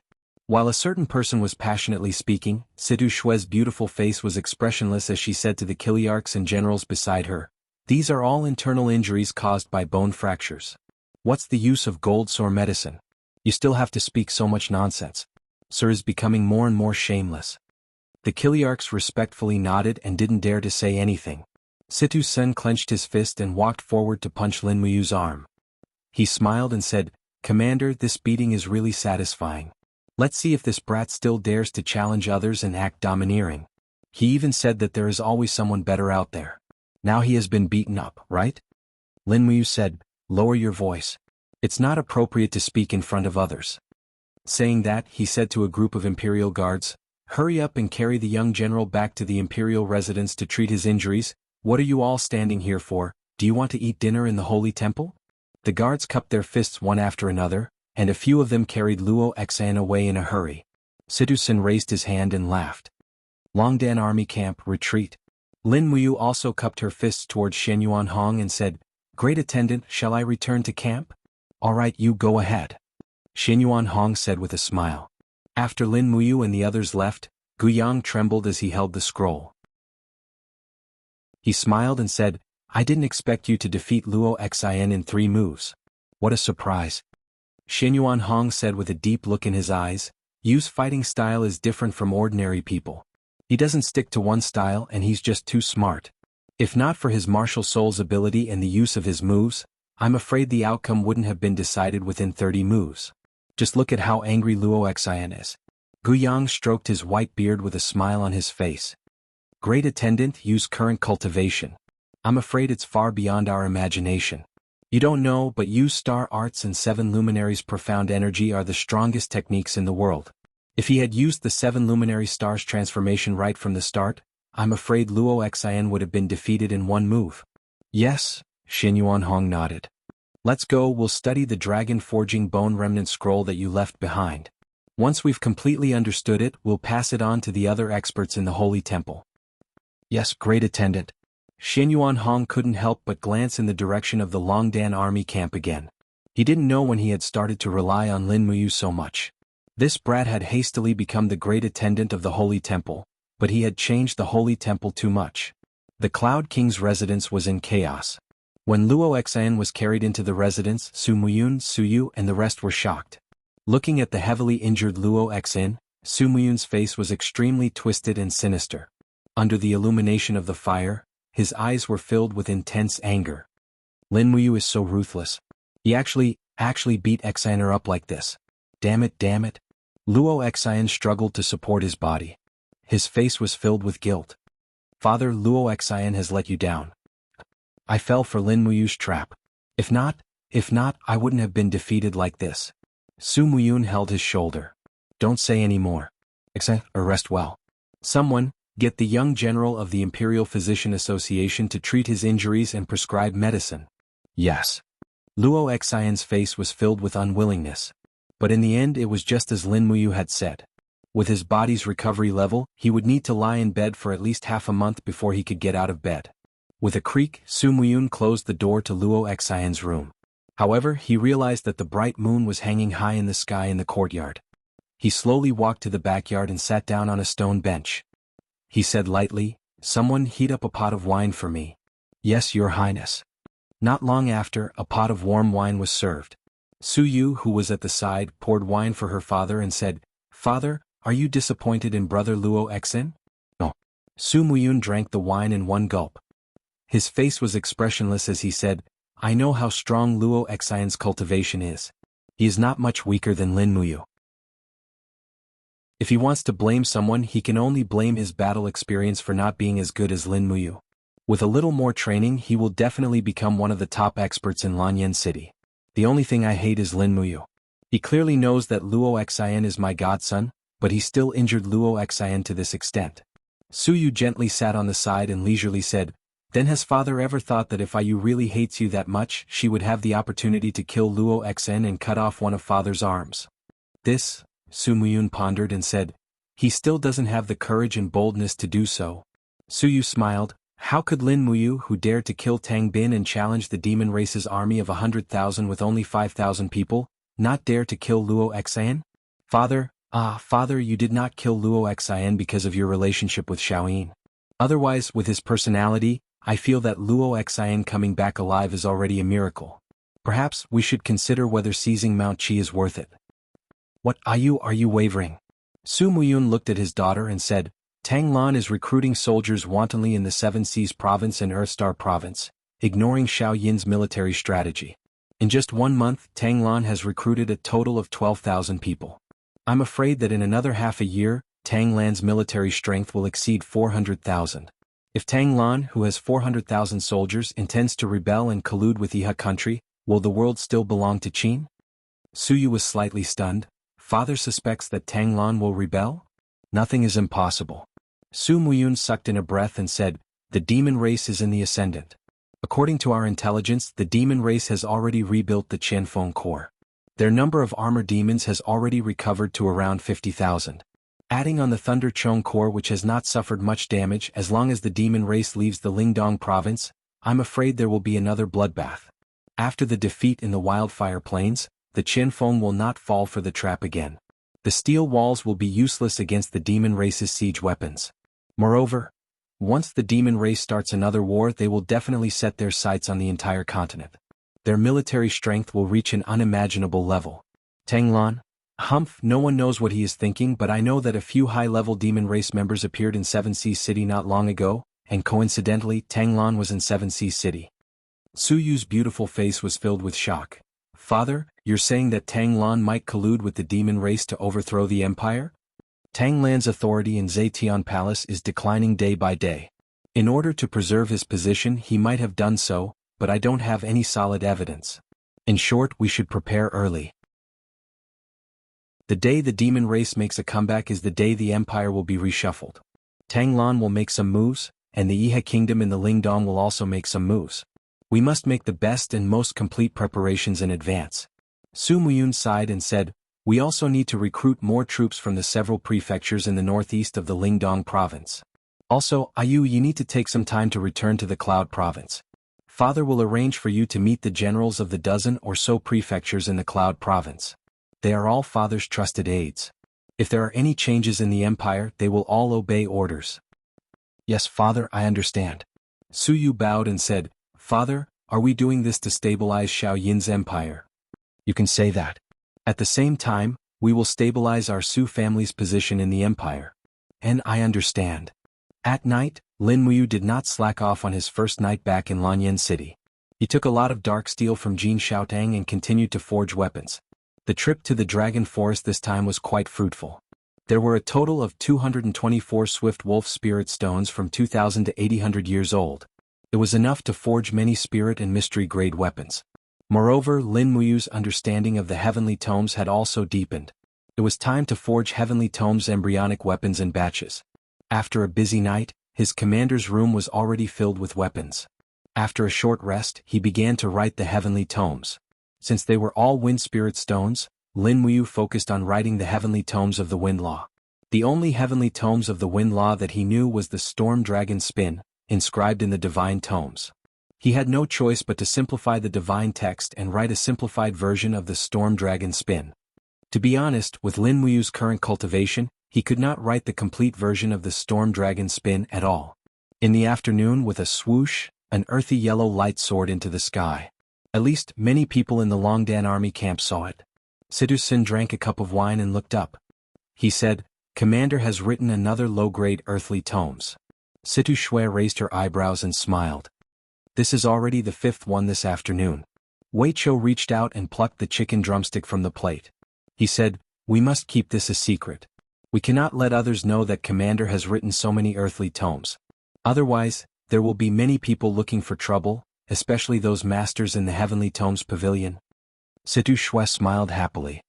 "Don't worry. The people around the Commander's tent are all our trusted aides. No one will know about it. And that's good. Drink, drink, drink." Chapter 555. It was late at night and it was noon the next day. An orange light shot up into the sky from the embryo of the longsword. It was a top-grade spiritual book. Lin Muyu could not remember how many heavenly tomes she had written, but she could feel that Fushi's divine power in her arm was gushing into the heavenly tomes crazily. Every time a heavenly tomes was written, the energy and soul of the writer would be greatly consumed. This was also one of the reasons why heavenly tomes were so rare. Even though Lin Muyu had outstanding strength and a strong soul, she still felt a strong sense of weakness at this moment. "Who's on duty?" Lin Muyu asked. "Sir, it's me." Wei Chou's voice came from the outside. "Come in." "Yes." When Wei Chou pushed the door open and entered, he found a large pile of broken longswords on the ground. On the other side, there was a pile of finished weapon embryos that glowed with different colors. He could not help but be a little surprised. "Commander, how many heavenly tomes have you written in total?" "I don't know." Lin Muyu shook her head and said, "Prepare a sumptuous meal for me. I need to replenish my energy. In addition, let General Situ Shui come in and collect these long swords that have been made into books. Count the number of weapons that have been sent into the Longdan army camp's arsenal." Wei Chou was startled and said, "Logically speaking, these heavenly tomes should be collected into the Heavenly Book Pavilion." "It doesn't matter, the Heavenly Book Pavilion does not lack these. Let's bypass the Heavenly Book Pavilion and directly collect them into the arsenal of the Longdan army camp. Who can predict the outcome of the war in the future? Naturally, the more weapons we have in our hands, the better." Wei Chou smiled and said, "All right, I understand." Not long after, Situ Shui walked in with 3 Kiliarchs. They quietly carried away all the Heavenly Book embryos and registered them in the warehouse. The officers of the Longdan army camp could claim these weapons as their own weapons. This would greatly increase the combat power of the Longdan army camp. Not long after, Situ Shui held a file in her hand and said respectfully, "Commander, a total of 11 local books, 24 spiritual books, and 7 personal books have been recorded in the military warehouse?" "Yes." Lin Muyu sat tiredly on a chair. The 7 luminaries' immortal gourd and god-binding lock shone brightly around her. The 2 martial souls were greedily absorbing the spirit energy of the world around them to replenish the profound energy that their masters had used. Lin Muyu glanced at Situ Shui and smiled, "You've worked hard. You and General Sun can choose one of these embryonic Earthbook swords as your personal sword. It will definitely be much sturdier than your original sword." "Yes, I understand. Thank you very much, Commander." "You're welcome." At this time Wei Chou walked in again. Behind him were 3 soldiers holding a silver cauldron. The cauldron was steaming hot, and it was filled with freshly made dishes. Lin Muyu invited the 2 subordinates to express that they had already eaten. Thus Wei Chou began to eat heartily by himself. In the blink of an eye, he had finished 3 cauldrons of dishes and 4 bowls of rice. He patted his belly in satisfaction and said, "All right, you guys can go back to your work. I want to take a good rest. Wake me up if anything happens." "Yes, Commander. Rest well." After Wei Chou and Situ Shui left, Lin Muyu lay down on the bed. After falling asleep, a faint layer of battle flames condensed on the surface of her body, forming a thick layer of battle armor. At the same time, a layer of golden light enshrouded the surface of the battle armor. This was the astral energy generated by the Vajra barrier. Before she knew it, Lin Muyu had already cultivated the 5th stage of the Vajra barrier divine art.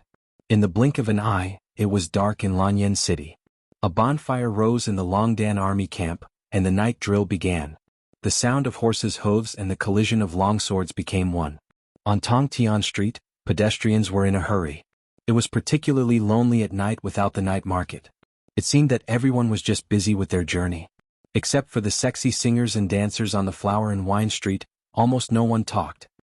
Dang dang! The bell under the horse's neck gently shook, making a crisp sound. Several people in cloaks entered Lanyan City. Their clothes were not in the style of the imperial capital, but they seemed to be from remote provinces such as Lingdong province. There were 5 people in total. Under the night light, their eyes shone with a faint purple light. At the same time, they were equipped with swords and sabers at their waists, like wandering mercenaries.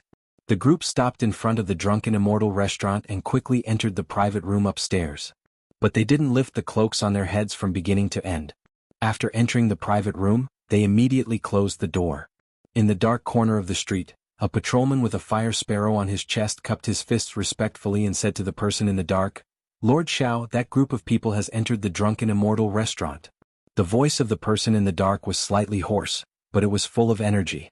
He said, "They have been in a hurry since entering the city, and they don't look like people from Lingbei province. Are you sure that the gold coin they left at the city gate is the legendary divine capital coin of the demon race?" The patrolman said, "I can confirm that after defeating the demon race in the Wildfire Plains, the Imperial Army seized a lot of the demon race's spoils of war. Among them, this divine capital coin is very common. I'm very sure that this group of people is most likely a high-level demon race. Even if they aren't, they should be spies among the demon race." "Ha!" The person in the dark smiled. "That's enough. Prepare your claws and follow me to investigate. I, Xiao Han, would like to know who is secretly colluding with the demon race in Lanyan City." "Yes, sir."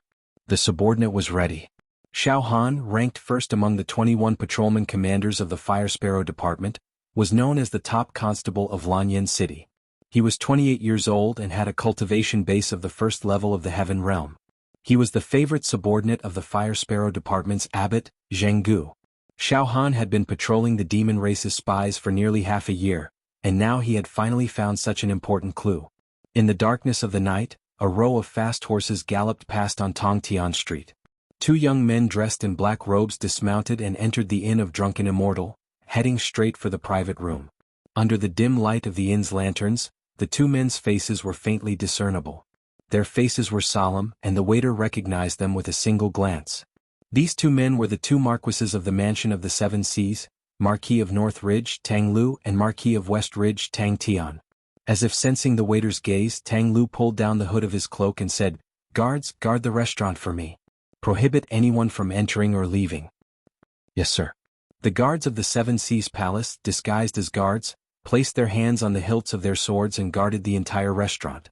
However, no one noticed that in the dark sky, 2 figures floated down along the iron chains on the hooks and landed on the private room.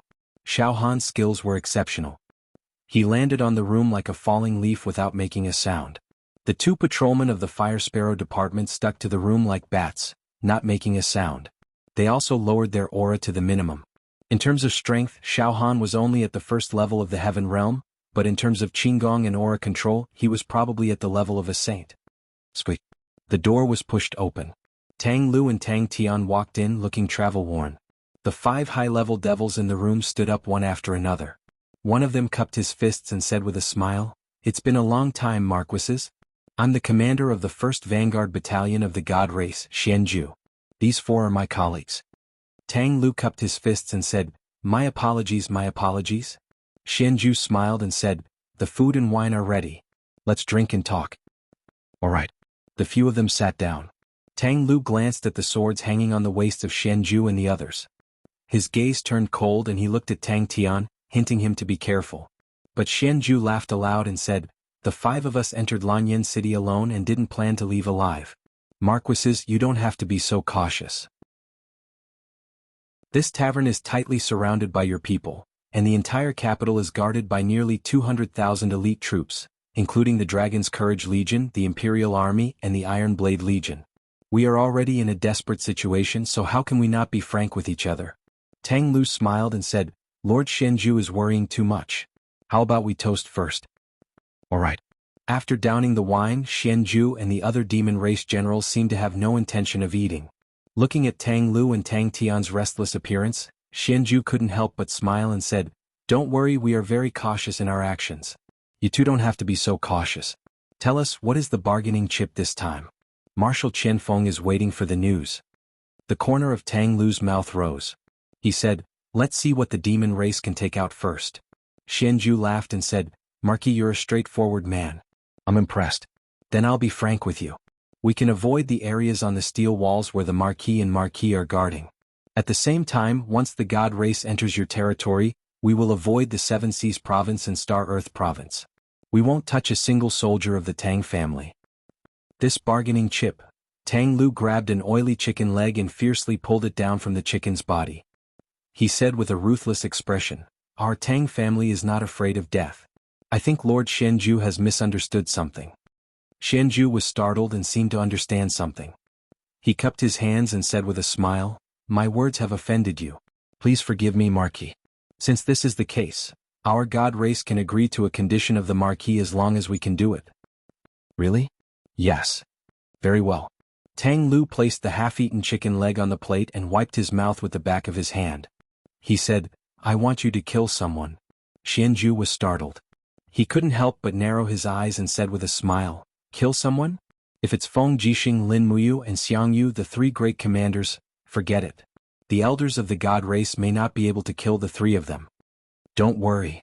Tang Lu laughed mischievously. "The person I want you to kill won't be too strong, but the demon race must take action." "Oh." Xianju looked straight at Tang Lu and asked with a face full of smiles, "Then who does the Marquis want to kill that the God race must take action?" Tang Lu raised his hand and drank the wine.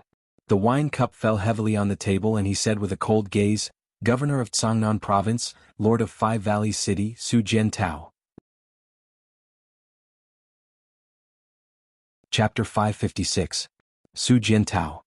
Xianju was stunned. "What? You can't do it?" Tang Lu faintly smiled. Xianju was silent for a few seconds and then smiled. "It's not impossible, but Su Jiantao is Lin Muyu's favorite general and also the governor of one of the 6 provinces of the empire. He has at least 50,000 troops in the Five Valleys City. If we want to kill Su Jiantao, it will take a lot of effort. Marquis, you have to give me a reason why we must kill Su Jiantao, right?" Tang Tian was somewhat indignant as he said with a cold face, "After Su Jiantao became the governor of the province, he started farming, conscripting, mining, smelting iron, and forging weapons. He turned the resource-rich Cangnan province into the backyard of the Dragon Courage Corps. As long as Su Jiantao doesn't die, the Dragon Courage Corps will become more and more powerful. Could it be that Lord Xianju has forgotten who caused the crushing defeat of the demon race in the Wildfire Plains?" Xianju's face turned ugly as he smiled. "Marquis Westridge doesn't need to remind me. I will always remember that crushing defeat. However, Su Jiantao is a feudal lord after all. It won't be easy to kill him. Moreover, we will need to use the armor demons." "Is that so?" Tang Lu raised the corner of his mouth and said with a slightly ferocious smile, "Then what if we tell you that Su Jiantao will go to the recruit camp outside the Five Valleys City every 3 days to check the provisions and troops, and that he will bring no more than 500 people with him?" "Really?" Xianju seemed to be a little excited.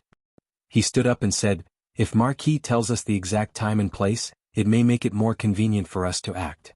Tang Lu nodded. "This is naturally not difficult." Xianju calmed down his excited mood and sat down again saying, "In this case, the God race has already agreed to Marquis Westridge's request. Then what about Marquis Westridge? Will you agree to our request? Tell me, what do the demons want?" Xianju narrowed his eyes. "It's very simple. We need to know what Lin Muyu is doing and what his Longdan army camp is doing. Our men have received news that the Valiant Dragon Army is developing a new weapon in the barren mountains outside Lanyan City, but our men can't get in. So, the 2 marquises must find out what this new weapon is." Tang Tian clenched his teeth. "That's preposterous. If your demon race can't find out, do you think we can? Don't go too far." Tang Lu hurriedly pressed his brother's shoulder and said with a smile, "Brother Tian, don't be impulsive. Let me talk." As he spoke, Tang Lu cupped his fists towards Xianju and said, "I'll naturally send people to investigate this new weapon. Don't worry, sir. If you only have this request, then we can immediately get it done." "Don't be anxious," Xianju smiled. "How can a piece of information be used to break Lin Muyu's arm? Also, marquises, listen up. We have conditions that we need you to agree to." Tang Lu said indifferently, "Speak, Sir Xianju." Xianju smiled, dipped his finger in wine, and drew on the table, saying, "The God race is expanding its army and urgently needs a large amount of food. Therefore, the 2 marquises must prepare 50 million jin of food for us within a month." 50 million jin? You must be joking. Tang Lu was startled and said with some anger, "You're making things too difficult for us. The Empire has been at war for many years and many people are starving. Where will we get so much food for you? Even if we get it, how will we transport it to you? Xianju smiled. 50 million jin of food might be difficult for others, but it isn't so difficult for the two marquises. I heard that one of the largest merchant associations in the imperial capital, the Dragon-Seeking Merchant Association, is backed by your 7C monarch residents. If you let the Dragon-Seeking Merchant Association purchase food at a high price, I'm afraid that 50 million jin of food won't amount to much for the affluent North Ridge province and the imperial capital. If it's transportation, it's even simpler. Star Earth province is your Tang family's fief, and there's a tributary of the Rice River that runs from Star Earth province's Bugu City to Winter Ridge province. There aren't any military inspections or checkpoints along the way. As long as the Tang family hires enough merchant ships, they can easily transport the food to Winterfrost City. At that time, our transaction will be considered complete. Tang Lu narrowed his eyes and said, Is a mere Su Jiantao worth so much food? It's not worth it. Xianju laughed heartily and took out a map from his bosom. He lightly pointed on the map and said, This is a prefecture east of the steel protective wall.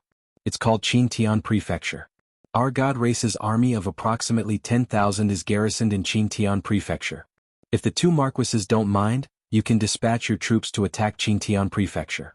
Marshal Chen Feng will naturally order the Qintian Prefecture's garrison to flee in defeat. At that time, the two marquises will recover the Empire's lost land. I believe that Her Majesty the Empress will also look favorably upon the two of you, right? Tang Tian couldn't help but become excited, his entire body slightly trembling. Tang Lu narrowed his eyes and said, The land in the east of Tsangnan province will be easily taken away even if we take it back. What's the point? Xianju sneered, As long as it can be exchanged for riches and honor, would the Marquis really care about the Empire's territory? Marquis, don't forget that Lin Muyu and Feng Jixing have been overbearing in the imperial capital. Your Tang family has received the cold shoulder. Her Highness Tang Lan is a person of virtue and prestige, but her power has almost declined. Shouldn't your Tang family consider for yourself? Ha! Tang Lu drank a few more cups of wine. His face was flushed red and he laughed heartily. He laughed so hard that tears rolled down from the corners of his eyes. His palms landed heavily on the table, and he looked at the other party with an ice-cold gaze. Deal. All right, deal. Right at this moment, a guard outside suddenly shouted, Who is it? A ray of light from the heavenly book pavilion soared into the sky. It was a faint indigo luster. It was actually a low-grade heavenly book. However, because this faint luster was too close, it illuminated the upper floor of the wine shop, causing the hiding place of Xiao Han and his subordinates to be discovered. A few guards of the Seven Seas Palace immediately raised their blades and rushed over. We've been exposed, my lord. The young patrolman's face was ashen. It's fine, follow me. Xiao Han, on the other hand, was much calmer. With a leap, he evaded the line of sight of the guards. His body was like a dancing swallow as he floated into a private room in the wine shop. Inside the private room were 4 mercenaries who were drinking. When they saw Xiao Han enter, they immediately turned pale with fright. Who are you? Xiao Han lifted his cloak, revealing the insignia of Flame Lord. He said in a low voice, I am the first commander of Flame Lord, Xiao Han. Immediately pretend to know me and drink here, or Flame Lord will make sure your heads roll. Yes, yes. The mercenaries had all heard of Xiao Han's name. After all, the first patrolman of Lanyan City was a nightmare for many criminals. Mercenaries, on the other hand, were people who lived on the edge of a knife, so they naturally had a lot of contact with Flame Lord. The 2 patrolmen quickly sat down and took the wine glasses and chopsticks from the side. Xiao Han picked up the wine pot and took a big gulp. His mouth reeked of alcohol, and he grabbed the food in the copper cauldron and stuffed it into his mouth, until his face was greasy. At this moment, the door of the private room was kicked open with a bang. 4 guards of the Seven Sea King's mansion, who were disguised as guards, looked inside angrily and shouted, Did you see anyone come in? No, no. One of the mercenaries said in a trembling voice. Xiao Han glanced at him. At this moment, Tang Lu and Tang Tian also appeared at the door. Tang Sect untied the belt of his cloak and looked inside coldly. What's going on? The guard said, Marquis, we saw someone jump over the stairs and disappear, so we chased after him. I'm afraid the assassin is in this private room. Is that so? Xiao Han laughed coldly and cupped his fists. Your subordinate is the first commander of the Fire Sparrow Division, Xiao Han. Greetings to North Ridge Marquee and West Ridge Marquee. I've been drinking with a few friends here for a long time. I didn't know that you two Marquee were here. I wonder who you two Marquee are looking for when you kicked open the door. So it's Master Xiao Han from the Fire Sparrow Division? Tang Tian smiled lightly. Then there's nothing else. Please continue drinking, I'll be going back. Farewell, Marquis. Umph. Tang Lu snorted coldly and turned to leave. Tang Tian hurriedly chased after him and whispered, Brother, did someone hear our negotiation? Could it be this Xiao Han? Tang Lu's gaze was cold. There's still frost on Xiao Han's cloak. What did he mean by drinking for a long time? Ridiculous. Then why didn't we kill him? There are too many people here. Besides, he might not have heard anything. Moreover, Xiao Han's cultivation is extremely high. We might not be his match and the demons have left. Then what about Xiao Han? Find a chance to make him disappear from this world. Yes. Inside the wine shop, Xiao Han opened the window and said, Let's go. The young patrolman was startled. We're leaving through the window? Quick, if you don't want to die here and be silenced. Yes. The two of them leaped down the stairs like flying swallows and quickly disappeared into the darkness. However, none of them noticed that there were two ghost-like shadows following them in the night. The official alley, one of the streets of Lanyan City's Flower and Wine Street. It was already late at night, and there were only a few drunkards and the laughter of dancers coming from afar. The Flower and Wine Street was a place for the rich and nobles to enjoy themselves. They lived a life of luxury, as though the war to the east of Cangnan Province and the south of Qinling Mountains had nothing to do with them. Xiao Han and his subordinates were flying through Guanren Alley when they suddenly felt a scorching heat at the back of their heads. Shockingly, a firefox seal appeared in the palm of an expert and directly blasted over. It was the masked Tang Lu. Oh my god. Xiao Han hurriedly turned around and unsheathed his sword to block. However, he only felt his chest heat up. He was unable to block the firefox seal's sharpness. He spat out a mouthful of blood and was sent flying. No one knew that Tang Lu had unknowingly stepped into the Heavenly King realm. Lord Xiao. The young patrolman turned pale with fright. However, he felt his back heat up and a fiery red palm stretched out from his chest. Tang Tian's expression was cold as he said, You must die. Xiao Han's face was ashen. Leaning on his broken sword, he staggered towards the Flower and Wine Street. You still want to leave? Tang Lu and Tang Tian chased after him like the king of hell. Xiao Han's consciousness was a little chaotic. After running a few more steps, he heard someone's voice. Big brother whore, you really drank too much today. Little brother whore, you're the one who drank too much. I'm only half drunk. Aha, I Zhang Wei have roamed the brothel for dozens of years. When have I really been drunk? It's a pity that Lord Commander doesn't allow the Imperial Army officers to stay outside the camp. Otherwise, I'll definitely make that little fox peach want to die tonight. Big brother whore, look, there's a fire in front. You must have seen wrongly. Oh my god, there's really a fire. There's even someone. Who is it? How dare such an ugly person run around in the middle of the night? Big brother whore, it's someone from Fire Sparrow Division. It seems to be Xiao Han. Should we save him? Yes, big brother whore, you go first. Damn it, you two thieves, stop right there. Watch this daddy's fiery soul fist. Chapter 557. Wang. A fiery red and enormous profound energy fist shot into the sky and headed straight for Tang Tian and Tang Lu, and it shocked Tang Lu to the point he hurriedly swung his palm and used the firefox seal to deal with this attack. In truth, Zhang Wei was only at the Heaven Realm, so he wasn't that terrifying. However, what Tang Lu was most afraid of was the fact that Zhang Wei was actually wearing the armor of a vice-commander of the Imperial Guard. This fellow was simply too daring.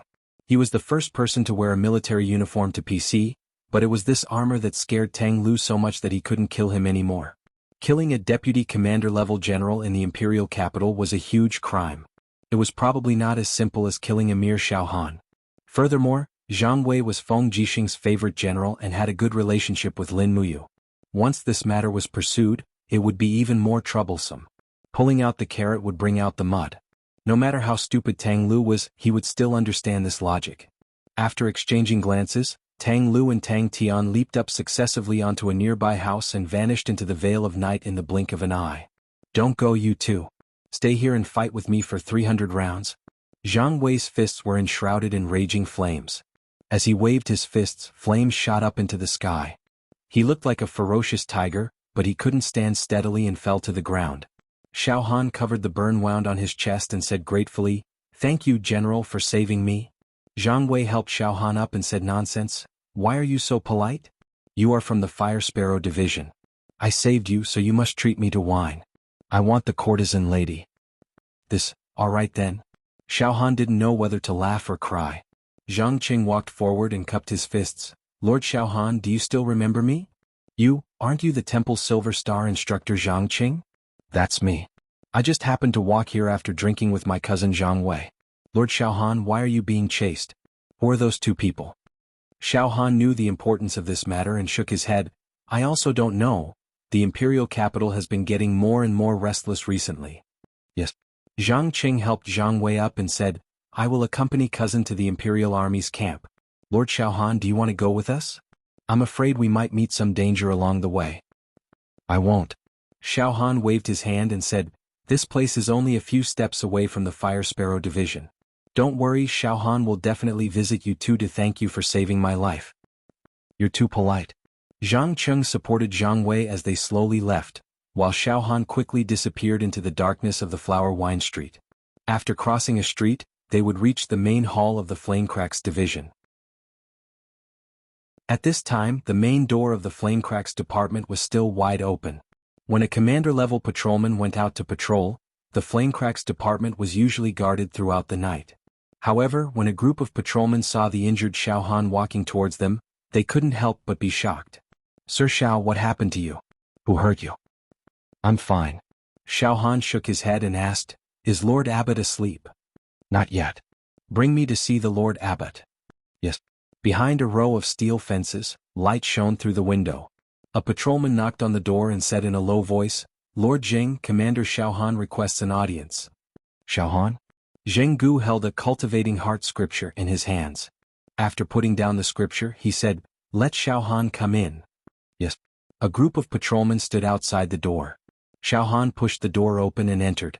Most of the clothes on his chest had been burned away, revealing the soft armor underneath. He looked a little embarrassed as he cupped his hands and said, "Sir, I'm back." Zheng Gu frowned. "Xiao Han, what happened? Who dared to injure the commander of the Flamecracks department in the capital city? This is simply disregarding the laws of the country. Speak, who is it?" Xiao Han didn't answer the question. He smiled and said, "Sir, compared to the news I received, this injury is nothing." "What?" Zheng Gu said in a low voice, "You've made any progress in your patrol?" "Yes, this subordinate found 5 high-level demons in the tavern, but unfortunately we didn't bring enough people, so we weren't a match for the demons at all. Moreover, the people who conspired with the demons had already found me and Sun He. Sun He died in the line of duty, and this subordinate's injuries were also caused by the conspirators." "This?" Zheng Gu said lightly, "Who would be so daring as to secretly meet with the demons in Lanyan City? And dare to kill the patrolman of the Flamecracks department in Lanyan City?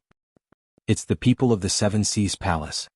Xiao Han took a deep breath and said, "The Marquis of North Ridge, Tang Lu, Marquis of West Ridge, Tang Tian. My injury was caused by Tang Lu, and Sun He was killed by Tang Tian himself." "What, the people of the Seven Seas Palace?" Zheng Gu suddenly trembled, and his body seemed to fall uncontrollably into the chair. "Sir." Xiao Han looked at Zheng Gu and was slightly disappointed. He said, "Sir, you can't be lenient just because they are powerful. At this time the fate of the Empire is at stake. We, the Flamecracks department, live off the king's salary and receive the king's grace. Now is the time to serve the country. I heard clearly that Tang Lu and Tang Tian were conspiring with the demons. The Seven Seas Palace King, Tang Lan, must also be involved. Please grant me the Flamecracks order so that I can continue to investigate this matter." "Flamecracks order?" Zheng Gu looked a little dejected. "No, this matter can't be continued. Otherwise, the implications will get bigger and bigger and it will affect the country. If we don't continue to investigate, the country will really be affected." Xiao Han said indignantly, "Sir, do you know what they are plotting?" "I don't need to know," Zheng Gu said faintly. Xiao Han was stunned. "Sir, you are the abbot of the Flamecracks department, and you are in charge of the laws of the Empire. How can you say such things? They are conspiring to assassinate the chief executive of Cangnan province, Su Jiantao. Once Su Jiantao is killed, Cangnan province is bound to fall into chaos, and the eastern gate of the empire will be lost to the demons. I know. Zheng Gu looked at him deeply and said, Xiao Han, you should also understand how powerful the Seven Seas Palace King Tang Lan is. If we rush to deal with him now, I'm afraid it will be like a rabbit jumping over a wall. The Seven Seas Province and the Earth Star Province will attack Lingbei Province from the north and south. What will happen to Lanyan City then? Can the Longdan Army camp and the Imperial Guards protect Lanyan City and Her Highness? As he said this, Zheng Gu gently patted Xiao Han's shoulder and said, Go and rest first. I will consider this matter. Don't worry, bad people will eventually get their retribution. Son, he will not die in vain. Then all right, someone send Commander Xiao Han back to his room to rest and recuperate. Yes. As soon as Xiao Han left, another commander-level officer came in and cupped his fists. Sir. Zheng Gu's eyes were cold. Send someone to imprison Xiao Han. Don't let him step out of his room. Yes. After midnight, another group of people appeared at the entrance of the Flamecracks department. An old man in a cloak covered his face in a luxurious carriage walked into the Flamecracks department, followed by a forest of guards. What's wrong with our Flamecracks department today? One of the guards was shocked. It's like a busy market with people coming and going. It's really lively. Who knows? Let's not ask about the matters of the upper echelons lest we get implicated. Well, you're right. Is that old man who just went in, His Highness the Seven Seas King Tang Lan? I told you not to ask, Stinkiest 13. In the depths of the Flamecracks department, a guard hurried to Zheng Gu's residence and knocked on the door. Sir, His Highness the Seven Seas King is here. Zheng Gu was stunned. Quick, invite His Highness to the front hall to serve tea. I'll be right there. No, His Highness said to meet here. Then, all right then. When Tang Lan stepped into Zheng Gu's residence, he waved his hand and dismissed the guards, leaving only him and Zheng Gu in the room. Subordinate Zheng Gu, the abbot of the Flamecracks department, greets Your Highness. Zheng Gu hurriedly bowed and said, May I know why Your Highness is visiting so late at night? Tang Lan didn't say anything. He walked forward and picked up the teapot to pour some water, but the water quickly overflowed and steam splashed everywhere. Zheng Gu was at a loss. Your Highness, the water is full. Yes, the water is full. Tang Lan smiled faintly. A cup can only hold so much water, and a Flamecracks department can only manage so many things. If it manages too much, the water will inevitably overflow. Zheng Gu knew what Tang Lan was implying. He cupped his fists and said, If Your Highness has something to say, just say it. Forgive me for being slow-witted. Tang Lan slowly sat down on the chair, holding the overflowing tea. The tea kept splashing out and landing on his robes, but he was unmoved. He took a sip and smiled. The tea of the Flamecracks department is really bitter. Zheng Gu was a little embarrassed. The Flamecracks department is a limitless yamen. Naturally, it can't be compared to the Imperial Residence's tea. Limitless yamen? Tang Lan couldn't help but smile. He looked at the cold moon outside the window and said, A year ago, when the Minister of Revenue was investigated, there was an ownerless account with a total of 1,240,000 gold coins. Does Lord Zheng Gu still remember? This account seems to have been investigated by Lord Zheng Gu, but in the end, it disappeared without a trace. He only killed a mere patrolman to punish him. I also heard that Lord Zheng Gu has 3 villas in the Heavens Pivot Province. They are incomparably rich and luxurious. Is this all true? Zheng Gu couldn't help but sweat profusely. Your Highness, these are all true. If it's true, then the Flamecracks department is not a limitless yamen. Tang Lan laughed heartily and stepped forward to help the trembling Zheng Gu up. Sir Zheng Gu, no man is a saint. Everyone has their own selfish motives. Who doesn't do this for the sake of a better life for their family? Sai, my 2 useless grandsons Tang Lu and Tang Tian, seem to have caused trouble for this old man again. I'll have to trouble Lord Zheng Gu with this matter. Zheng Gu was silent. Tang Lan smiled again. He took out a thick stack of gold notes and placed it on the table. He said, The weather is getting cold. Take these gold coins as a coat for the officers of the Flamecracks department. I'm tired. Lord Zheng Gu, you don't have to transport them. Zheng Gu knelt on the ground and trembled. Although it was winter, he was drenched in cold sweat. Chapter 558. The next morning, during the Imperial Court Assembly. As if it had become a habit, Lin Muyu would wake up early every Imperial Court Assembly. After washing up, he would bring Wei Chou, Situ Sen, Situ Shui, Fengshi, and the others to Zetian Hall. The spring breeze in January already brought with it a wisp of warmth. The annual spring plowing festival was not far away. In the past, Lin Muyu did not care about the production of grain, but now it was not a normal relationship. He would always calculate the grain output of the various provinces from the Ministry of Revenue and calculate the grain consumption of every army in the empire. Now, his biggest wish was for the weather to be good this year and for the empire's land to produce more grain. As long as there was enough grain for the army, perhaps the empire would take the initiative to send troops this year. After all, he had a trump card in his hands, the magic crystal cannon. It was not the first or second day that the Zine Flower Chamber of Commerce had been purchasing magic crystals in large quantities. The news from Qin Xiling was that the development and improvement of the magic crystal cannon had reached about 70% progress. In just a few more months, the technology of this weapon would mature. Once the magic crystal cannon was mass-produced, the empire's army would gain the upper hand in the war. You. From afar, Feng Jixing walked over with Zhang Wei, Xiahou Sang, Luoyu and the others. He smiled and said, "What have you been up to recently? I couldn't even find you for a drink." "Busy inscribing the heavenly book." Lin Muyu answered truthfully. Another heavenly book." Feng Jixing was brave, but he seemed to be slightly biased against the heavenly book. He said with a taboo tone, "Did you know that someone wrote a lower-grade heavenly book last night? And it was someone from the heavenly book pavilion." Oh! Lin Muyu was slightly stunned. This person should be the first person to write a heavenly book in Lanyan City, right? He had the divine book, but he could not write a heavenly book of the heavenly book level. This person actually wrote a heavenly book. It seemed like his aptitude and comprehension were above his. Lin Muyu frowned and said, "Is it Manager Ji Lin?" "No." Feng Jixing shook his head. "It would be great if it was Ji Lin. The bad thing is that the person who wrote the lower-grade heavenly book is actually the kid from the Lu residence, that person called Lu Feng." As he spoke, Feng Jixing clenched his fists and said, "Lu Feng has been fantasizing about Her Royal Highness. You should know that. This time he has written the heavenly book. I wonder how arrogant he will be. Doesn't that mean that he's going to be the manager of the heavenly book pavilion?" Lin Muyu asked. "I don't know. We'll find out in court today. Let's go, it's almost time to go to court." "Yes." In the spacious main hall of Zetian Palace, the civil and military officials were divided into two sides. The military officials were Feng Jixing, Xiang Yu, Lin Muyu, Su Yu and so on. The civil officials were Tang Lan and Su Muyun, standing side by side, followed by Zhen Yifan, followed by the 6 ministers. These 3 people's status in the imperial court was evident. Behind the 6 ministers were the manager of the Heavenly Book Pavilion, Ji Lin, and Prince Zhong of the Prince Zhong's residence, Qin Yong.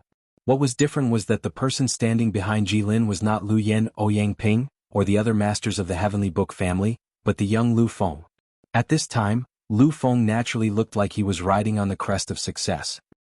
He was dressed in the white robes of the Heavenly Book Pavilion and looked handsome and refined.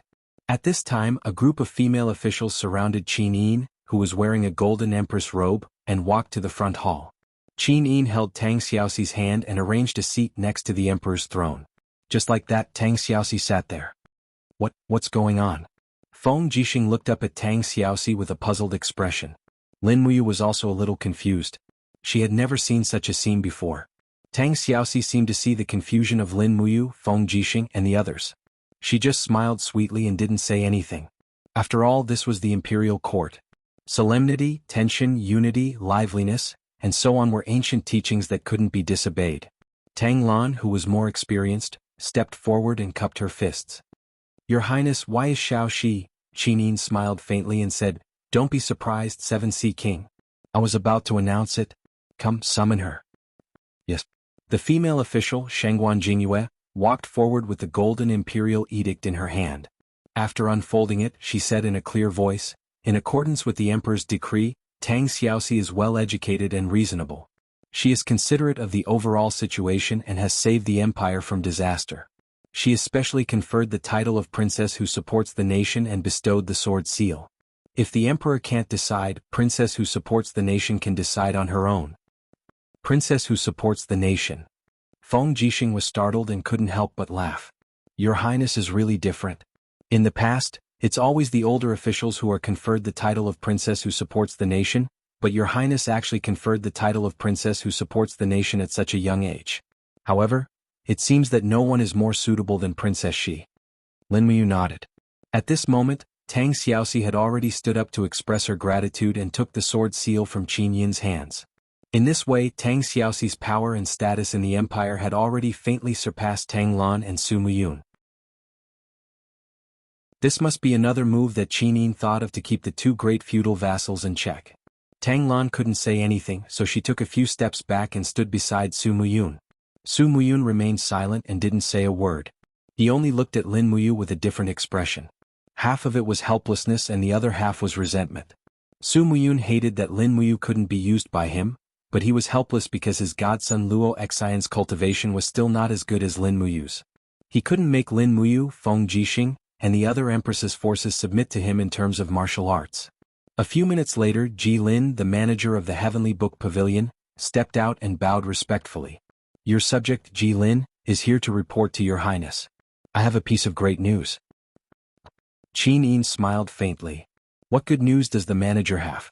Both of Ji Lin's arms were slightly trembling as he said excitedly, the second young master of the Lu residence, young master Lu Feng, is indeed an outstanding talent in the empire. He is exceptionally talented and outstanding. Last night he actually wrote a low-grade heavenly book. The embryo of the heavenly book is here, please examine it, your highness. He respectfully raised both of his arms and put down the jade tablet in his hand. He took out a white and lustrous jade hook and said, this is the embryo of the heavenly book. The jade hook was a tool that the nobles used to hook their belts when they wore loose embroidered robes. In reality, only the rich or nobles would use this kind of fragile artifact as an everyday item. As for generals like Feng Jixing and Lin Muyu, their belts were all specially made from animal skin, which was sturdy and easy to use. The jade hook glowed with a faint flame. This was a low-grade heavenly book of the law of fire.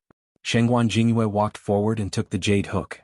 Then she turned around and handed it over to Qin Yin. Qin Yin only stretched out her hand and touched it lightly. Immediately, a fiery red divine rune appeared on the jade hook. It was scorching hot. She couldn't help but smile. The power of heaven and earth is indeed vigorous. Congratulations to young Master Lu Feng for entering the ranks of the Heavenly Book Pavilion's heavenly scholars. Zetian Palace will naturally reward you. Men, take this embryo away and put it into the Heavenly Book Pavilion according to the rules. Yes, your highness. Qin Yin smiled sweetly at the officials and said, Lords, young Master Lu Feng is the first genius to write a heavenly book. Does anyone have any suggestions on how to reward him? Su Muyun cupped his fists and said, Lu Feng wrote the highest grade heavenly book. Logically speaking, he should enter the Heavenly Book Pavilion and become its master. The current manager of the Heavenly Book Pavilion, Ji Lin, was from the Seven Seas province. He was also Tang Lan's subordinate. Naturally, Su Muyun hoped that someone would replace him. A trace of surprise flashed across Ji Lin's face. However, he didn't show it and only stood silently on the spot. If Qin Yin really stripped him of his position as the manager of the Heavenly Book Pavilion, he wouldn't have any complaints. Who asked the Lu residents to have such a genius like Lu Feng? However, unexpectedly, Lu Feng stepped out of the ranks. He held the jade tablet and knelt on both knees. Your Highness, Lu Feng is only a mediocre person. The reason why I can write a low-grade heavenly book is because I admire your Highness. Lu Feng doesn't want any title. I only hope that your Highness can grant Lu Feng a chance to have a meal with your Highness alone. I hope that your Highness will not refuse. As he spoke, he bowed deeply and bowed deeply. Feng Jixing couldn't help sighing inwardly. This Lu Feng was really throwing caution to the wind. Was he willing to give up the title of Marquis just for a kiss? Many of the generals were already furious. Zhang Wei, Weiqiu, Situ Sen, and the others knew that Lin Muyu and Qin Yin were already lovers. Now that Lu Feng was pestering them, it was truly infuriating. In the end, Weiqiu, the vice commander of the Dragon's Courage Legion, stepped out of the ranks and cupped his fists respectfully. Your Highness, Weiqiu has something to say. Qin Yin couldn't help but smile. She raised her hand and said, General Wei, please speak your mind. Weiqiu said, the Heavenly Book Pavilion is the Empire's Heavenly Book Realm's Mount Tai and the North Star of the Empire. It is a place that accepts famous scholars from all over the world. However, the Heavenly Book Pavilion has always existed for the Zetian Palace. Everyone in the Heavenly Book Pavilion is your Highness's subjects. They receive the Emperor's salary and the Emperor's grace. Writing a heavenly book is also the subject's business. If someone were to threaten your Highness with a mere low-grade heavenly book and force your Highness to be alone with him, This general believes that such a person has evil intentions and should be executed for overstepping his boundaries. As he spoke, Wei Chou knelt on one knee and said, "This subject requests the golden armored warriors to go to the palace and drag Lu Feng out to be beheaded in public." Lin Muyu was stunned. She felt extremely gratified in her heart. She didn't expect Wei Chou to say such words that no one could refute. Situ Sin touched his nose and laughed in a low voice. "Wei Chou, this brat really has guts." What he said simply touched the bottom of my heart. Situ Shui chuckled and didn't say anything. Qin Yin was slightly stunned. Although she agreed with what Wei Chou said, she was the emperor after all. If she really killed Lu Feng, wouldn't it disappoint the hearts of the scholars in the world? Thus she looked at Tang Xiaoxi for help. Tang Xiaoxi smiled as she stood up and said, "Although Lu Feng's words and actions have overstepped his boundaries, the Empress is benevolent and won't fuss over it with you." Lu Feng listened to the announcement. "Because you wrote a heavenly book, the Empress will confer you the title of Marquis when you will be rewarded with 5,000 gold coins." Lu Feng's body trembled. He was somewhat unwilling, but there was nothing he could do. He could only respectfully say, "Lu Feng accepts the decree. I thank the Empress for her kindness." Tang Xiaoxi looked at Lu Feng from afar. A trace of displeasure flashed past her beautiful eyes as she smiled and said, "Lu Feng, you have to remember that Her Highness is your subject and ruler. Her Highness will only be alone with the man she likes. It's a pity that it's not you. Don't force it. Otherwise, the crime of deceiving the ruler will exterminate your entire family. Do you understand?" "I will remember." Lu Feng nodded repeatedly. At the side, the Lu residence's patriarch Lu Yen, the eldest son Lu Heng and the youngest daughter Lu Ying turned pale. No one expected that writing a low-grade heavenly book would cause such big trouble. Lin Muyu finally understood the painstaking efforts of Qin Yin to confer Tang Xiaoxi the title of Fu Guijunju. The Empress was benevolent and some words couldn't be said. Therefore it was up to Tang Xiaoxi to say it. One played the good cop and the other played the bad cop. This was the only way to win the hearts of the people. Unknowingly, Qin Yin's imperial skills seemed to have improved. Chapter 559. Creak. After pushing open the door, he saw a group of patrolmen standing there with serious expressions and swords in their hands. There were even 3 commanders among them. Xiao Han was an astute person. He said, "Lord Jinggu, are you trying to imprison me?" One of the commanders cupped his fists and said with a smile, "We are only following orders. Please forgive us, Lord Xiao Han. I believe that Lord Abbot has his reasons. Please rest here for 3 to 5 days and you should be released from your confinement." 3 to 5 days? Xiao Han frowned. "Do you know that in 3 to 5 days, Zhangnan province will change? Get out of the way, I want to see Zhenggu." Xiao Han. The commander's face was filled with rage as he said, "Don't forget who you are. A mere patrol commander dares to address the Lord by his name? Do you think you can act arrogant just because you're capable in handling cases? Stay here or don't blame us for being impolite. We are colleagues, we don't want to have a falling out with you." Xiao Han raised his eyebrows and suppressed his anger with difficulty. He cupped his fists respectfully and said, "Commander Fong, I would like to ask you to do something for me." "What is it? Speak." Fong Zun looked arrogant. "I want you to help me pass a message to the Valiant Dragon Legion. Tell them that I, Xiao Han, have something important to tell Commander Yu." "You know people from the army?" Fong Zun couldn't help but sneer. "It's too late. Master has already said that you are not allowed to interact with anyone from the outside world. Xiao Han, just give up and stay here. Don't try to play any tricks, or you'll just be asking for trouble." Xiao Han clenched his fists, fighting chi swirled around his body and a gust of wind blew. "Xiao Han." Fong Zun said cautiously, "Are you trying to rebel?" The group of patrolmen pulled out their swords, some even pointed their crossbows at Xiao Han as if they were facing a great enemy. As long as Xiao Han made a move they would definitely attack. After all, Xiao Han was the #1 arrester of the Fire Sparrow Division, so they had to be on guard. Sigh. Xiao Han sighed and loosened his fist.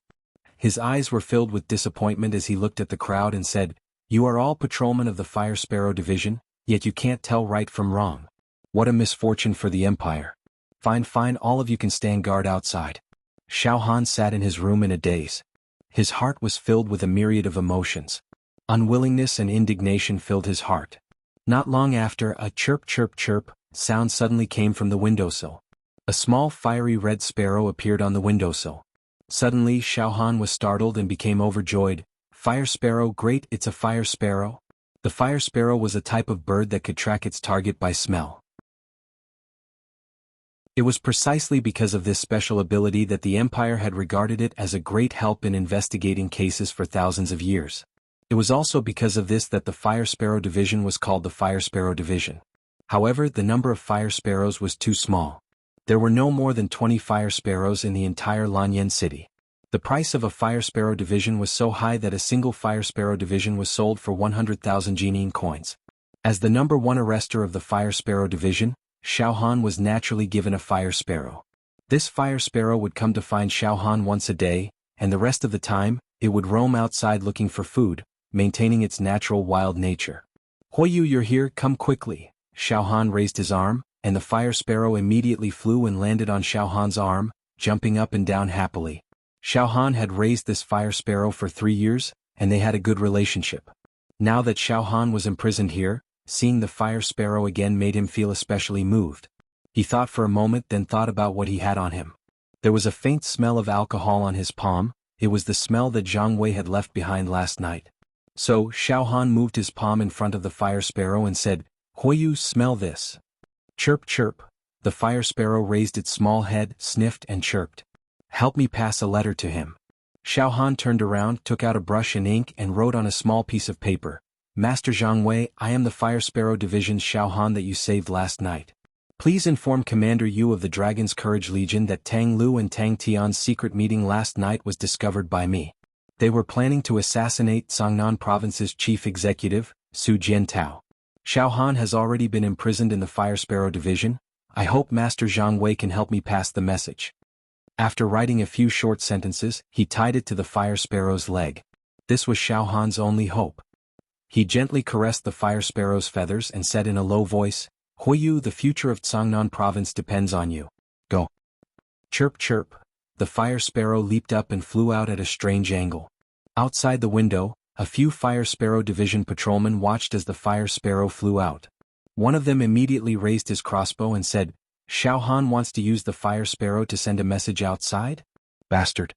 However, a commander-level patrolman quickly pressed down on his crossbow and said, "You're crazy, you even dare to kill the fire sparrow. Stop right now, do you know the value of this fire sparrow?" But Master Abbot said that we can't let Xiao Han divulge any information." "Damn it, just pretend you didn't see this fire sparrow and everything will be fine."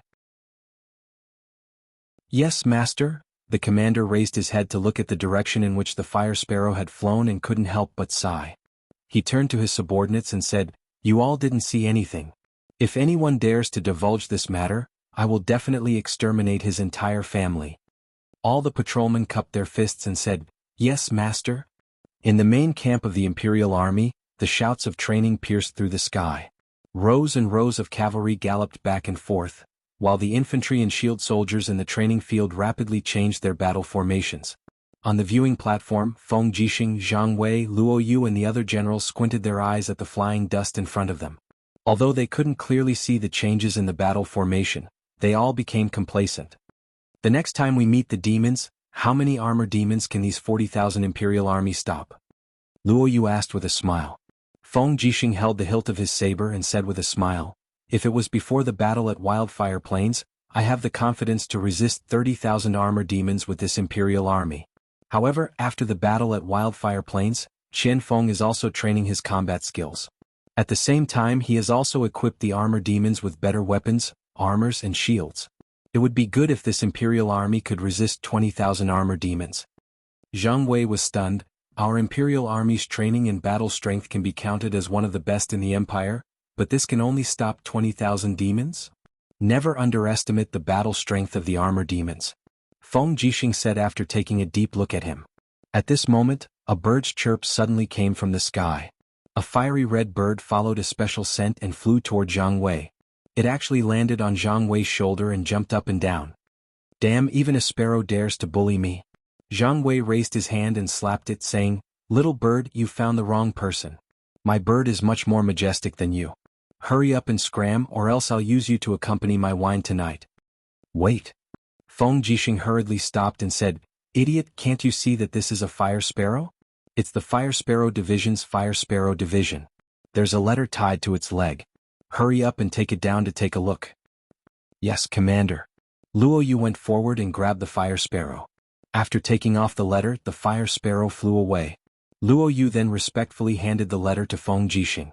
Feng Jixing looked at the letter, and the more he read, the uglier his expression became. He raised his head and looked at Zhang Wei.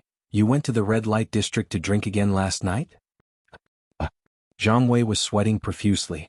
He did not know how to explain himself. Feng Jixing glared at him and said, I'll deal with you later. Bastard Zhang Wei, did you save a Fire Sparrow Division commander called Xiao Han last night? I think so. Zhang Wei scratched his head and said. Then who was the one who chased after Xiao Han last night? I think it was someone with a flame imprint. Maybe someone from the Tang family, Zhang Wei said. Please forgive me, Commander. I didn't dare to mention this to you because I was afraid you would scold me again. Feng Jixing opened his throat and roared, You don't know what's good for you. Tell me when I don't scold you. Reporting to Commander, you scold him every day. Luo Yu said respectfully. Feng Jixing gritted his teeth and walked down the observation platform. He said, Come, follow me to the Longdan army camp to see you. Yes. Rustle, rustle, rustle. The spiritual pen was waving slowly on a long sword, writing an obscure divine text. Lin Muyu's forehead was full of sweat. His handsome face was full of indignation. If Lu Feng could write a heavenly book, then he could also write a heavenly book if he had the right time and place. On the side, Chu Yao was brewing tea. She said with a smile, You don't rush. Write slowly. I heard that the heavenly book is about the state of mind. If you rush it, then it probably won't be a book. Sure enough, just as Chu Yao said, the heavenly book was soon written to waste. Lin Muyu said helplessly, Sister Chu Yao is right. Rushing things won't work. It's not even a heavenly book. Chu Yao laughed. All right, let's have a cup of tea first. Okay. After putting down the spiritual pen, Lin Muyu took the teacup from Chu Yao's hand. A fragrant aroma lingered. He couldn't help but smile. I haven't had tea and chat with Sister Chu Yao for a long time. You know that too? Chu Yao glanced at him, held the teacup, and took a sip of tea quietly and elegantly. As time passed, Chu Yao's cultivation became more and more profound, and her mature feminine charm became stronger. At this time she had grown into a mature, graceful and beautiful stunner. It was no wonder that so many aristocratic children in the capital broke the threshold of the spiritual medicine department to seek marriage. If it wasn't for Chu Yao's noble status as the great deacon of the spiritual medicine department, she might not have been able to withstand the pressure from various forces. Dong dong dong, Wei Chao's voice came from outside. Master, General Feng wants to see you for something important. Ignoring the fact that the tea was too hot, Lin Muyu gulped it down. It was so hot that her tongue stuck out. What are you doing? Chu Yao said with a smile. I feel that I can't drink this tea when Brother Feng comes, so I have to drink a cup first. After all, it's rare to have a chance to drink tea made by Sister Chu Yao. At this time, Feng Jixing stepped into the side hall. He sniffed and said, What a fragrant tea. It seems that the beauty Chu Yao must be here.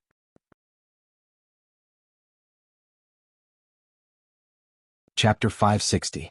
As expected, when Lin Muyu saw Xiao Han's letter, she knew that she would not be able to drink the tea. Brother Feng, do you think Xiao Han can be trusted? Xiao Han has already been imprisoned by the Fire Sparrow Division. As for whether he can be trusted or not, we'll have to wait until Su Jiantao is assassinated by the demons. Lin Muyu stood up and put on her armor. She picked up her sword and said, Sister Chu Yao, I'll have tea with you when I get back. I'll be heading out first. Chu Yao nodded, You two be careful. After leaving the side hall, Situ Sen, Situ Shui, Wei Chou and Feng Shi, the four generals, cupped their fists and waited. My lord, we are at your command. Gather 5,000 cavalrymen and follow me to the Fire Sparrow Division. Yes, my lord. Wei Chou took the token and went to gather the troops. Feng Jixing squinted his eyes and smiled. Are you being impulsive again? The Fire Sparrow Division is on the same level as the 3 palaces and 6 divisions. If you send troops to the Fire Sparrow Division without permission, it'll be easy for people to gossip. Tang Lan and Su Muyun are waiting for you to make a mistake so that they can remove the 3 stars from your collar. Lin Muyu smiled. The Empire's military movements and food supplies are all under the control of the demons. 14 of the generals guarding the steel walls have been assassinated in the past few months. I really don't know how many demons have infiltrated Lanyan City. The Fire Sparrow Division just sits there and does nothing. I've been waiting for this opportunity for too long. Don't tell me you want to. Feng Jixing could not help but take a deep breath. Do you want to get rid of the Fire Sparrow Division? No. Lin Muyu shook her head. I just want to get rid of the abbot of the Fire Sparrow Division, Zhenggu. He's in cahoots with Tang Lan, he'll only be a scourge if we let him live. Feng Jixing muttered, that's fine. I'll go with you. Alright. Not long after, the army was assembled. 5,000 soldiers of the Longdan army camp were waiting to set off. Under Lin Muyu's command, they rushed out of the camp and went straight to Flamingo. It had been a long time since there had been such a battle on Skyspan Street. It was as if a war was about to break out. Outside the Fire Sparrow Division, the dozen or so patrolmen did not even have time to react before they saw the entire Fire Sparrow Division surrounded by the cavalry of the Longdan army camp. The tense atmosphere almost scared the wits out of them. After all, most of the patrolmen in the Fire Sparrow Division were ordinary citizens, not soldiers. When Lin Muyu and Feng Jixing dismounted, the group of patrolmen knelt down and said, "Greetings, Marquises. Get out of my way." Lin Muyu said calmly and entered the Fire Sparrow Division with her sword in hand. Behind her, Weiqiu, Situ Sen, Situ Shui and the rest led the troops and rushed in. In the blink of an eye, the inner courtyard of the Fire Sparrow Division was under control. What's wrong? What's wrong? A group of patrolmen rushed out of the barracks and looked at the Imperial Army outside in shock. Lin Muyu raised her hand and said, "Men, take away their weapons." Weiqiu gestured with his hand, and immediately, a group of brave Dragon Battalion soldiers with decent cultivation stepped forward and disarmed the hundreds of Fire Sparrow Division patrolmen. Only when these Fire Sparrow Division patrolmen were empty-handed, did Abbot Zhenggu's voice finally come from the depths of the courtyard. "So it's Commander Yu, this old man Zhenggu has come to greet you." Zhenggu was dressed in the uniform of the abbot of the Fire Sparrow Division with a sword hanging from his waist. He led dozens of patrolmen out, many of whom were commanders. Oh. Looking at the disarmed patrolmen in the courtyard, Zhenggu couldn't help but be shocked. "Commander Yu, Commander Feng, what is the meaning of this? Why did you rush into the Fire Sparrow Division and disarm my people?" Lin Muyu smiled. "I suspect that someone in the Fire Sparrow Division is colluding with the demons, so I came to investigate. Master Zhenggu, I hope you will cooperate with my investigation. Tell your men to put down their weapons." "What did you say?" In the crowd, the commander of the patrolmen, Fang Zun, had a face full of anger. "Marquis Yunling, our Fire Sparrow Division is on the same level as the Imperial Army. What right do you have to trespass and disarm us?" Lin Muyu smiled. "Because I have a strong army. What, are you not satisfied?" Her words were very arrogant, leaving Fang Zun speechless. Weiqiu was a little impatient. "Men, disarm all their weapons. If there is any resistance, kill them on the spot." A group of Longdan army camp soldiers all drew their longbows. The white diamond arrows glowed in the sunlight. Everyone knew about the strength of the Longdan army camp. Zhenggu naturally did not want the people he had worked so hard to recruit to die under the arrows of the Longdan army camp. He sighed helplessly. "Everyone put down your weapons and do not resist. Her Highness will give justice to the Fire Sparrow Division's abbot. The world is clear and bright, and we will not allow anyone to act recklessly." Lin Muyu smiled faintly, raised her hand and ordered her men to collect the weapons of the Fire Sparrow Division patrolmen. Her eyes turned cold as she said, "Your Excellency Zhenggu, please take me to your patrol commander, Xiao Han." "Xiao Han?" Zhenggu's body trembled. He knew that things were not as simple as he had thought. If Lin Muyu knew of Xiao Han's existence, then it meant that he already knew about Tang Lu and Tang Tian's secret meeting with the demon race. It would also implicate Zhenggu's bribery. Then, something big had happened. At that moment, Zhenggu felt that breathing had become very difficult. In the backyard, a group of patrolmen were quickly disarmed. When the door of one of the rooms in the backyard opened, Xiao Han walked out with a face full of shock. He saw Zhenggu standing there with an ashen face. All of the patrolmen from the Fire Sparrow Division had been disarmed, and two young generals of the Empire with 3-star military ranks were standing there. The only two people who had survived the legendary wind, rain, thunder and lightning were standing right in front of him. Xiao Han stepped forward and suddenly knelt on one knee. "Xiao Han greets the two commanders." "Rise." Lin Muyu took out Xiao Han's letter and asked, "Xiao Han, everything you wrote, is it true?" "Absolutely true," Xiao Han said in a deep voice. "If there is a single lie, I am willing to die 1,000 times. "Good." Lin Muyu turned to look at Zhenggu. "Master Zhenggu, I have a question for you." "What is it?" Zhenggu muttered. "Why did you imprison Xiao Han?"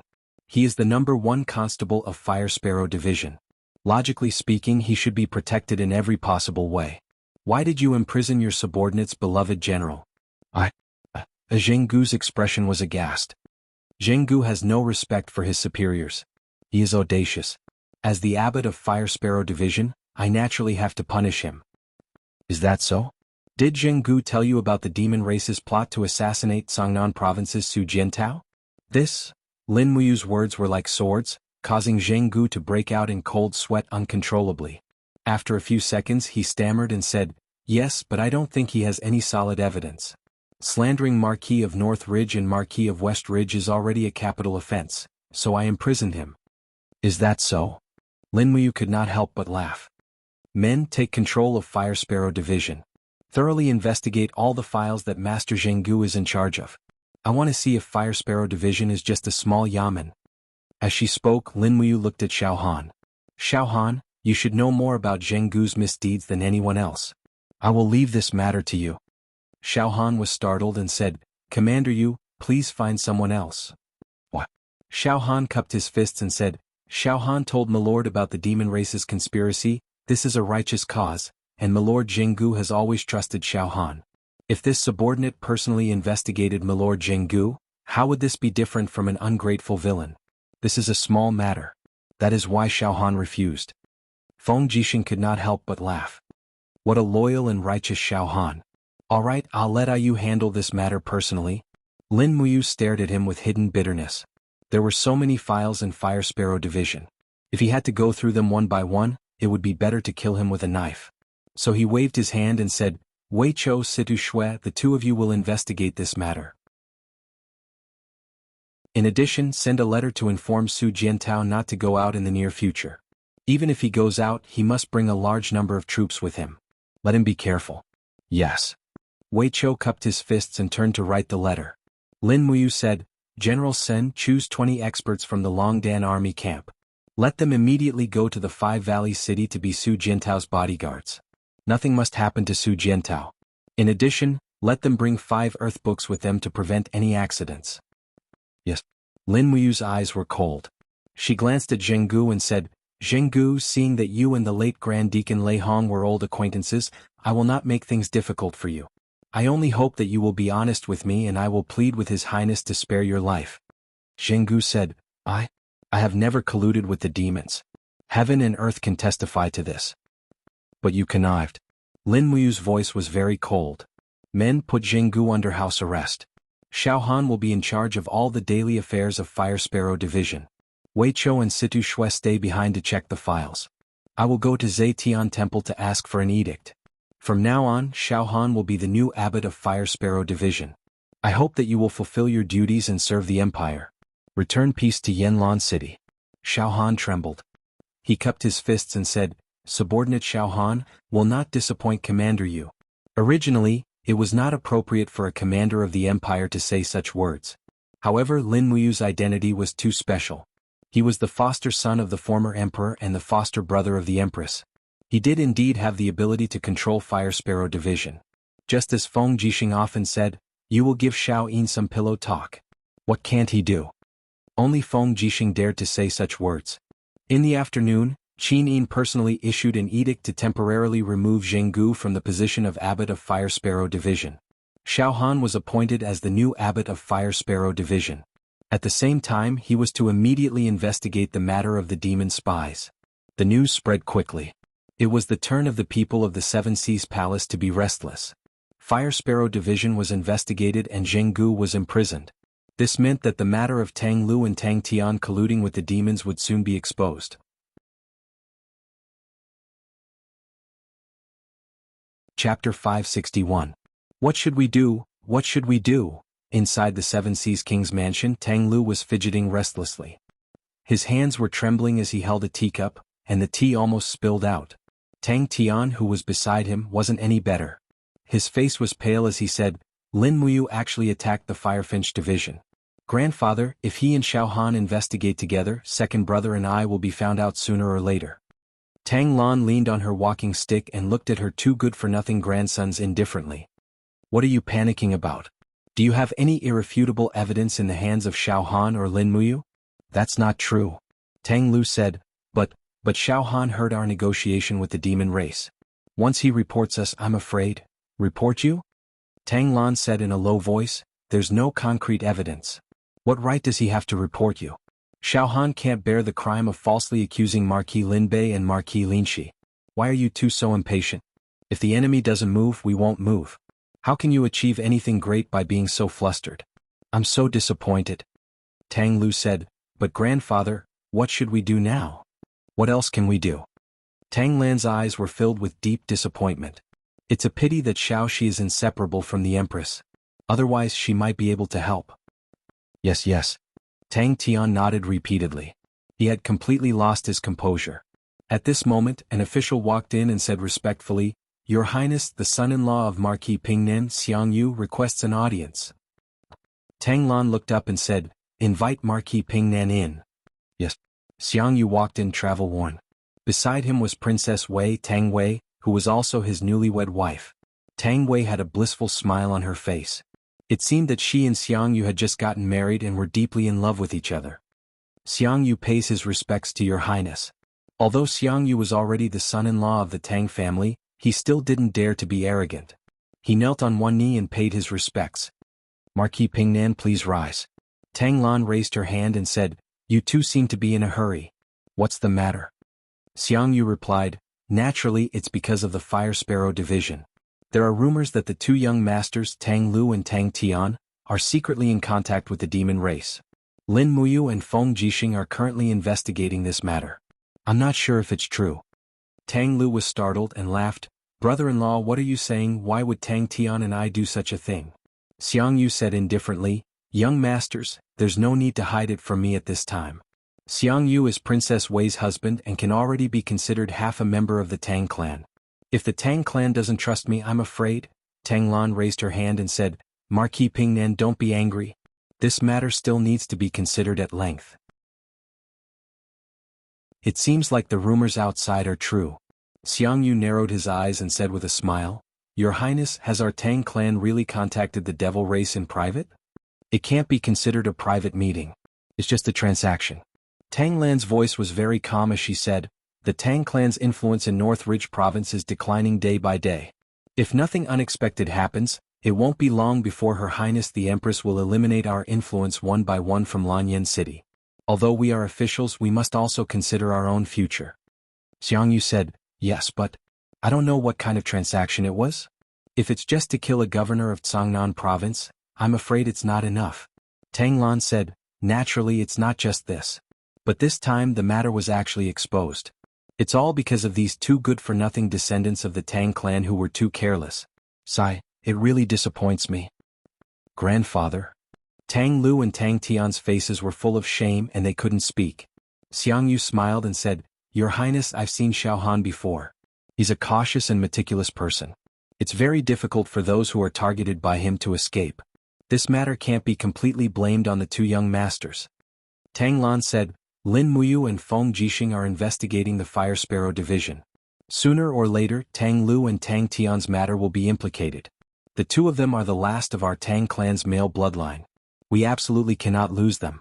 We must think of a method that satisfies both sides. Marquis Pingnan, do you have any brilliant plan? It can't be considered a brilliant plan. It's just a last resort. Please speak. Xiang Yu cupped his fists and said, Your Highness, since Lin Muyu and Feng Jixing are investigating the Fire Sparrow division, there's no need for us to panic. Let's just pretend this matter didn't happen. It's almost time for the spring recruitment. Your Highness, why don't you send the two young masters to the Seven Seas province to recruit soldiers?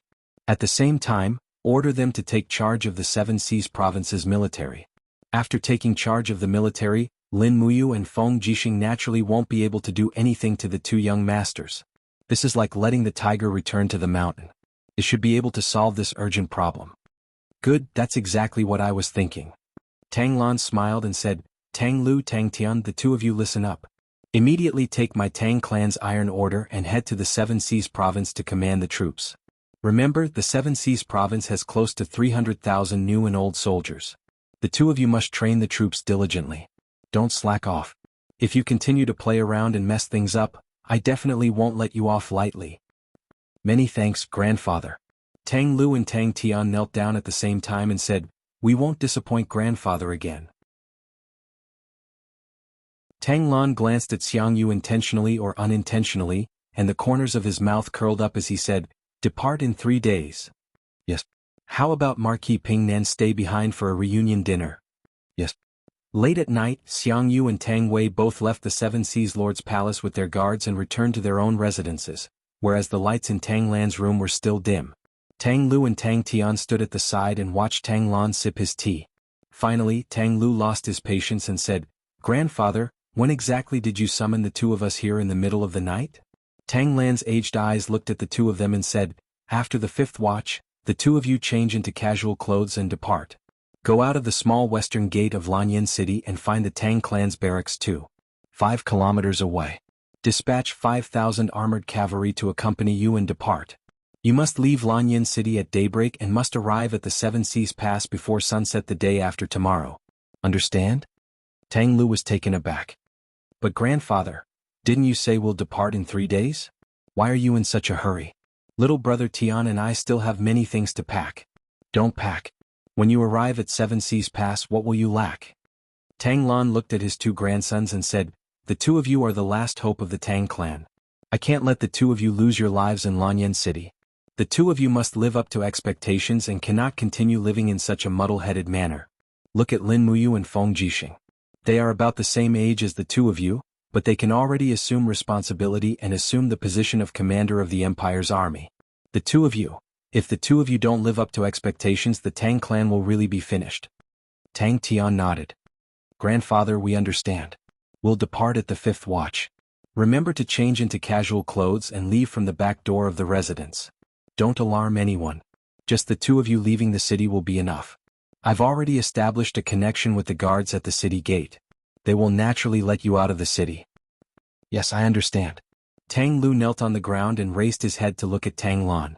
His body was slightly trembling as he said, "Grandfather, Tang Lu also hopes to be able to carry the Tang clan's foundation, and I also hope to be able to become even stronger. I know that it's very difficult for grandfather to support it all by himself, but please believe me. Little brother Tian and I will surely become even stronger, and we won't disappoint grandfather. Go." Tang Lan waved his hand and said, "I won't see you off. The two of you must take care of yourselves. The future of the Tang clan lies in the hands of the two of you. Don't let me down." "Yes." After the 5th watch, 2 fast horses hurriedly left the back door of the Tang residence and disappeared into the night in the blink of an eye. After passing through the west gate of Lanyan City, the sky had already begun to brighten. After entering the Tang clan's camp in the west of the city, a general came forward to welcome them. He cupped his fists and said, "General Tang Su has received orders from His Highness. The 5,000 light cavalrymen are ready to depart at any time. Young masters, should we depart immediately?" "Let's depart." Tang Lu nodded his head. After experiencing the events of last night, he seemed to have matured a lot in an instant. In his and Tang Tian's memories, Tang Lan was always so smart and capable and in control of everything. But just last night, Tang Lu saw an aged and helpless expression on his grandfather's face. He felt extremely distressed. Tang Lan was old and was powerless. The future of the Tang clan could only depend on themselves. Tang Su raised his long whip and loudly said, "Brothers, let's depart. We will escort the 2 young masters back to the Seven Seas province. We will take the small path and avoid the official road." The majestic cavalrymen stirred up a cloud of dust. Everyone avoided the main road and passed through the small path. This group of light cavalrymen were all equipped with crossbows and spears. They could be considered the most elite troops of the Tang clan. At this time, this army also carried Tang Lan's last hope. The army galloped through the forest until sunset. They rested at the edge of the forest, fed the horses, and didn't rest after eating a full meal. They once again mounted their horses and madly galloped in the direction of the Seven Seas Pass. Although Tang Lu didn't understand the art of war, he knew that speed was important in war. The faster he moved, the safer he would be. After all, Lin Muyu and Feng Jixing might not be aware that he and Tang Tian had already left Lanyan City. The curtain of night descended.